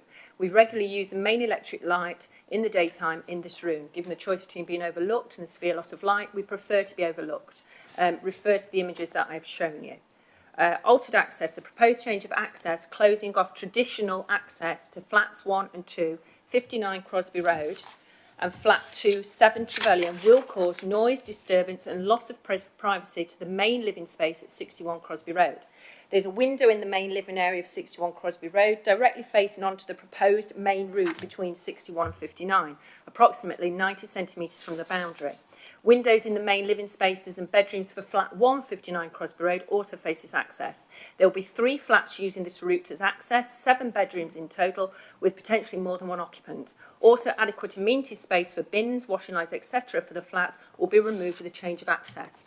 Previously, the route between 59 and 61 has only been used by the tenants of flat 159 Crosby Road. The route has never been used by flats 259 and flat 27 Trevelyan. In conclusion, we ask this planning application is considered along with the other existing flats and the lodge Trevelyan Road. It's a cramped site that feels developed to its maximum in its current form, located in a quiet residential street of semi-detached family homes. Many thanks for your time and considerations. Thank you, and you're bang on time Ooh. as well. And that's the Have you route. been practising that? Just there. I do practice. Yes. I'm a teacher, you know, so that is their access. We are asking for a fence with the middle. So, right, that was thank very clear. Thank you Thank very you. much. If you could just turn the microphone off. Oh, sorry. Please. No, Still okay. going. There. No. That's it. No, on again. That's it. Well done. And thank you for your patience. It's been a long evening as well. I know you've had to sit through a lot this evening. So our next speaker on this is the ward member, Councillor Sue Mallender. Well done. Thank you again, councillors. No Greens speaking at planning since April, and then 2 in one evening. I'm like a bus. Once again, as has been stated by the objectors, this proposal must be considered in conjunction with the other applications for this site and the adjoining 7 Trevelyan Road and the lodge. In the late representations on page 9, the applicant states that the basement room will be used as a TV room. Surely a TV room is often occupied in the evenings and not just for fire regulations, as stated in paragraph 20 of the report. Floor-level glass bricks in the plan also indicate that the room will be occupied and require light. The basement window will obviously be opened in the summer because it is a fire exit. So when it is in use as a TV room, it will cause disturbance through noise affecting the occupants of number 61. The room is currently a cellar, and its proposed new use will result in it having to be tanked. This will increase flood risk in an area already at risk. We don't want a repeat of 102 Mona Road, those of you who remember it. As will the proposal for the lodge, the blocking of the access for pedestrians previously available will result in increased pedestrian traffic in the narrow space between 59 and 61 Crosby Road, leading to loss of privacy and disturbance. The narrowness of the space can be seen in the photo submitted by the objectors in figure 3 of their email attachment sent to all members of the planning committee. The space where bins were stored for the flats will be removed, as will their place for outside drying of washing. The latter has an impact on Rushcliffe's carbon footprint. What amenities will be provided for the increased number of residents? Especially as 61 Crosby Road residents could legitimately halve the space with a fence between the two properties. In paragraph 20, the report states that the several developments for this site would result in 10 bedrooms as a maximum. This is different from the objector's correct figure of 12 bedrooms, since there's already been an increase of 2 bedrooms from a previously approved loft extension for number 7 Trevelyan Road and 59 Crosby Road. I ask that you refuse this application on the grounds of overdevelopment of the site and loss of amenity for the residents in the existing flats and for the neighbours at number 61 Crosby Road, due to disturbance, loss of privacy and increased noise and loss of amenity space. Thank you. Thank you very much, Councillor Mallender. Well within time again. And you've not lost although you've not been to a few planning meetings recently, you're fine, absolutely fine. Right. So we heard from Mrs. Bradley and Councillor Mallender, who remind us that they feel we ought to look at this in the context of the other applications taking place on the site and next door, nearby. There's a question raised about speculation and question about the number of bedrooms that may be created, or as part of this, is it going to be 12? Car parking concerns again, worries about pedestrian safety, The egress window in the basement, they had been told it was storage only, but there's now a comment made it may be a TV room, so will that mean the window will be open when the TV has been watched in the summer,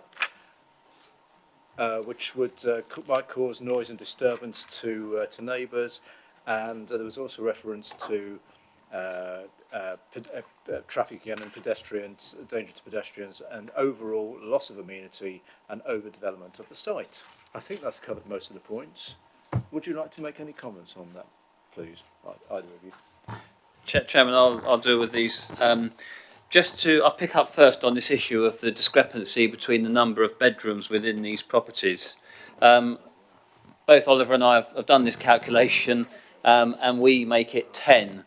Effectively, if we take it with the approved changes that have already been granted to flat 2, 59 Crosby and flat 2, 7 Trevelyan, what you would have on this site, the resultant development, would be a 1-bedroom flat on the ground floor of number 59. That's 1 bedroom. A 2-bedroom flat on the first floor of number 59, so that's 3. 1-bedroom flat on the ground floor of number 7 makes 4, and a 3-bedroom flat on the first floor of number 7, my calculations, that is 7, and then the 3 bedrooms that would result in the lodge makes 10.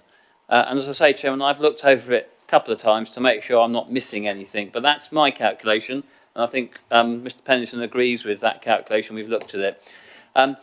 Chairman, there was a lot of reference made to highway issues and everything. Can I just bring this back to the subject matter of the application? Yes, when it was originally submitted, there was not necessarily confusion, but because the other elements in the scheme, including the conversion of the roof in number 59 into a bedroom, hadn't commenced, it was, for one reason or another, included in the description of this application. So previously, we granted permission for conversion of the roof space, including roof lights front and rear, and the fence around the patio area at the top of the stairs. Those elements are already consented. So in clarifying the content and the subject matter of this application, you are left with the Velux roof window in the roof there, which is well above head level. It's basically a light shaft into the back end of the kitchen diner, and the egress window to the basement here. Now, Chairman, we cannot work on speculations to what might happen with that basement. The applicants have told us, and I've challenged them on this, because my view, same as the speakers, if it's only used for storage, you don't need an egress window under building regulations. The suggestion is it was going to be used for some habitable purpose. The applicant or the applicant's agent has told us it's going to be used for a storage or TV room. And therefore, if it's a TV room, effectively it's a lounge, it's habitable accommodation. Under building regulations, you need a fire escape. So the intention of this window is potentially twofold. One, to provide light into that basement area, but two, to provide an egress in the event of a fire, so you don't then have to come through the other elements of the accommodation. The proposal also includes, in constructing that window, effectively a light shaft here, and the proposal, which I again have checked out with the agent, includes a toughened glass cover to the egress window, only openable from inside, but that glass cover is designed to take the weight of a pedestrian across that window. So, Chairman, just to reiterate, you are being asked to consider a Velux window in the roof and a basement window down here. Thank you, Chairman. Thank you, Mr Pegram, and I was just going to make that point as well, although we've discussed a lot about other issues on there. Just look what the proposal is that we're discussing tonight, the application. Councillor Major, please.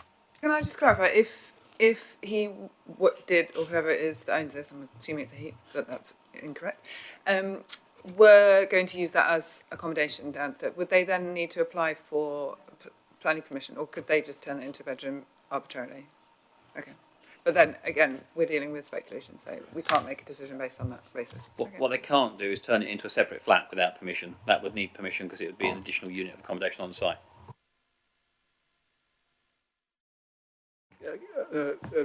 Councillor Goland. So the same point then, it doesn't really matter what they say it's going to be. It is effectively a room that can be used as a bedroom. So we can only assume really that this could become a 2-bedroom flat.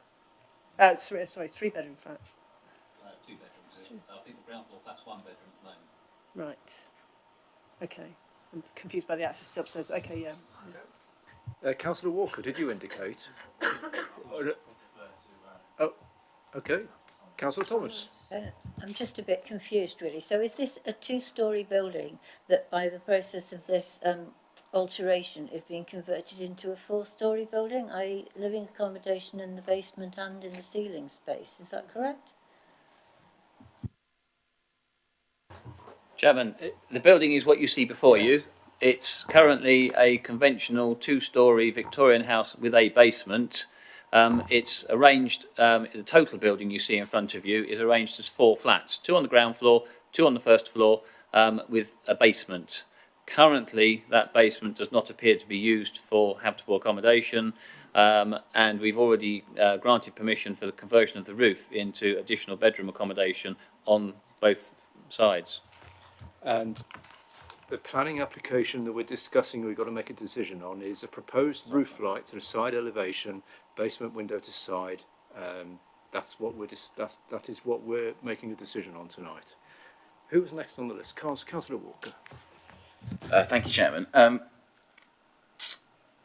Some of the points that have been raised have been about the number of occupiers who will be living there and the potential impact of that on the area.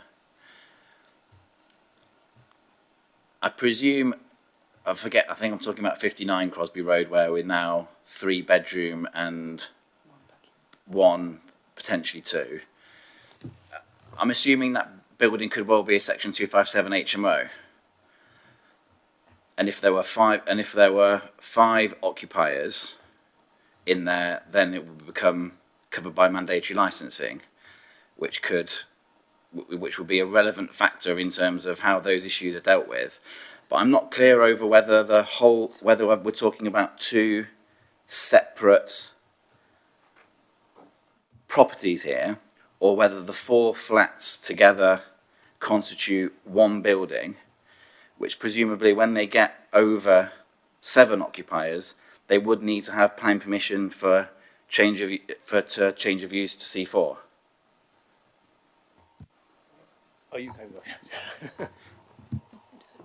Or shall we just remind what the application is? Chairman, currently the building is arranged as 4 flats. I think what Councillor Walker is alluding to is if you have a dwelling house, class C3, there is a permitted change of use to C4 to house in multiple occupation, providing the number of occupants living in the house do not exceed 6. That's the piece of legislation that Councillor Walker is referring to. However, Chairman, this is arranged as flats. This isn't an HMO. It is arranged as flats. So obviously you've got, as I say, I'm straying away from the subject matter of the application, but 1-bedroom flat on that side, resultant 2-bedroom flat that side, 1-bedroom flat that side, resultant 3-bedroom flat that side. So obviously, and I don't know if they're all double bedrooms, but potentially, take this one for instance, that could result in 6 people living in there, but it doesn't mean you have to have a licence for it. But if the total number of people living in that building exceeds 6, doesn't mean you need an HMO licence, because it's not an HMO. It's actually arranged as flats, not an HMO. Flats can become HMO under Section 257 if they're built if the flats don't conform to 1991 building regulations. I think the original permission to split into flats was 1978, so it's quite possible that it is a Section 257 HMO.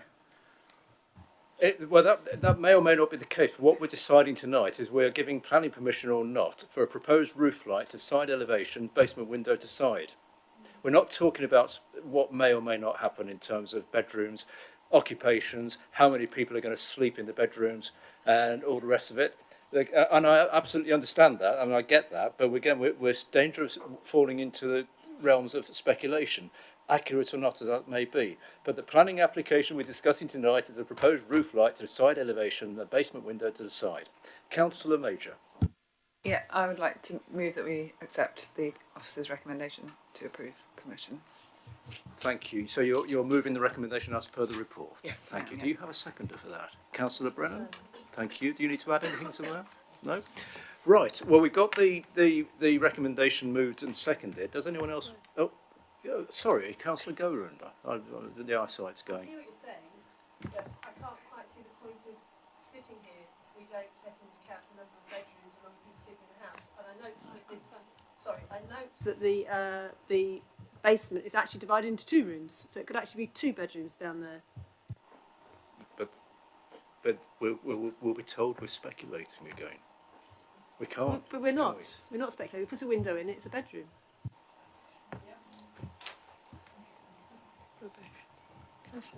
Councillor Clark, just while we're looking at something on the computer here. Well, you read my script, Mr. Chairman, because what I was going to say was pretty much what you said. We're discussing an application for a window and a whatever. Thank you. And I, as I say, we absolutely understand. Everyone looks at the bigger picture, but we can only make a decision on the planning application in front of us at the moment, and it's very, very easy to go into what might or might not happen, and I get that, absolutely understand it. But can we add anything to that? I don't think I need to, Chairman. I think you've covered it between you. Right. Have we got any other speakers on this? So I suspect not. So we've got the recommendation moved and seconded as per the report. It's another one of those difficult decisions, and I understand that. It's an uncomfortable position to be in. That's what we're here for. Can I have a show of hands in favour of the recommendation as moved and seconded as per the report? Please show your hands. 1, 2, 5, 6, 7. 7. And anybody against? That's 2. 3. Oh, sorry, 3. I'm sorry. Any abstentions? 1 abstention. So that's 7 for, 3 against and 1 abstention. Is that correct? So that means that permission is granted as per the report. But can I thank, ladies and gentlemen, for your contributions, because we do understand what you're saying, but we're confined by what we have to do in planning, in the world of planning, and I hope everybody understands that. That's the final application for tonight. The only other item on tonight's meeting... Oh, before we don't open those doors, because the alarms will go off, I think. I think we might be Right. Right. But the only other item on the agenda is to note it's the appeal situation. There was one appeal report here, which was 63 Moor Lane. This was a decision we took that was overturned on appeal a couple of meetings ago. The only other thing I just want to mention just before we close is a little commercial, a little reminder. We've all had a message round about a timetable of training events. Some of them are very relevant to what we do in the world of planning. Could I please ask, well, I'm sure you will anyway, but please have a look at the timetables, and if you can, book yourselves onto these for training, because they will be very, very useful for what we do, won't they? Chairman, if I can add to that, yes, just to reiterate what those are about. The first one, which I think is towards the end of October, is about enforcement, which is a very emotive subject, I know. The other one, which I think is in the diary now for November, is about Section 106 and SIL, which is obviously something you will be considering at full council next Thursday. And that is another part of our steep learning curve in planning. If anybody could give a simple explanation as to the difference between S106 and SIL, then they should be working. We'll try to do that for you, Chairman. But no, can I thank you everybody for your input tonight, and our visitors as well. We'll close the meeting at 12 minutes past 10. I think in terms of getting out of the building, are we okay? All right. Normally at 10 o'clock those doors will set the alarms off, but I've been assured they won't, so we're safe to go out through that way. Thank you, and safe journeys home, everyone. Thank you.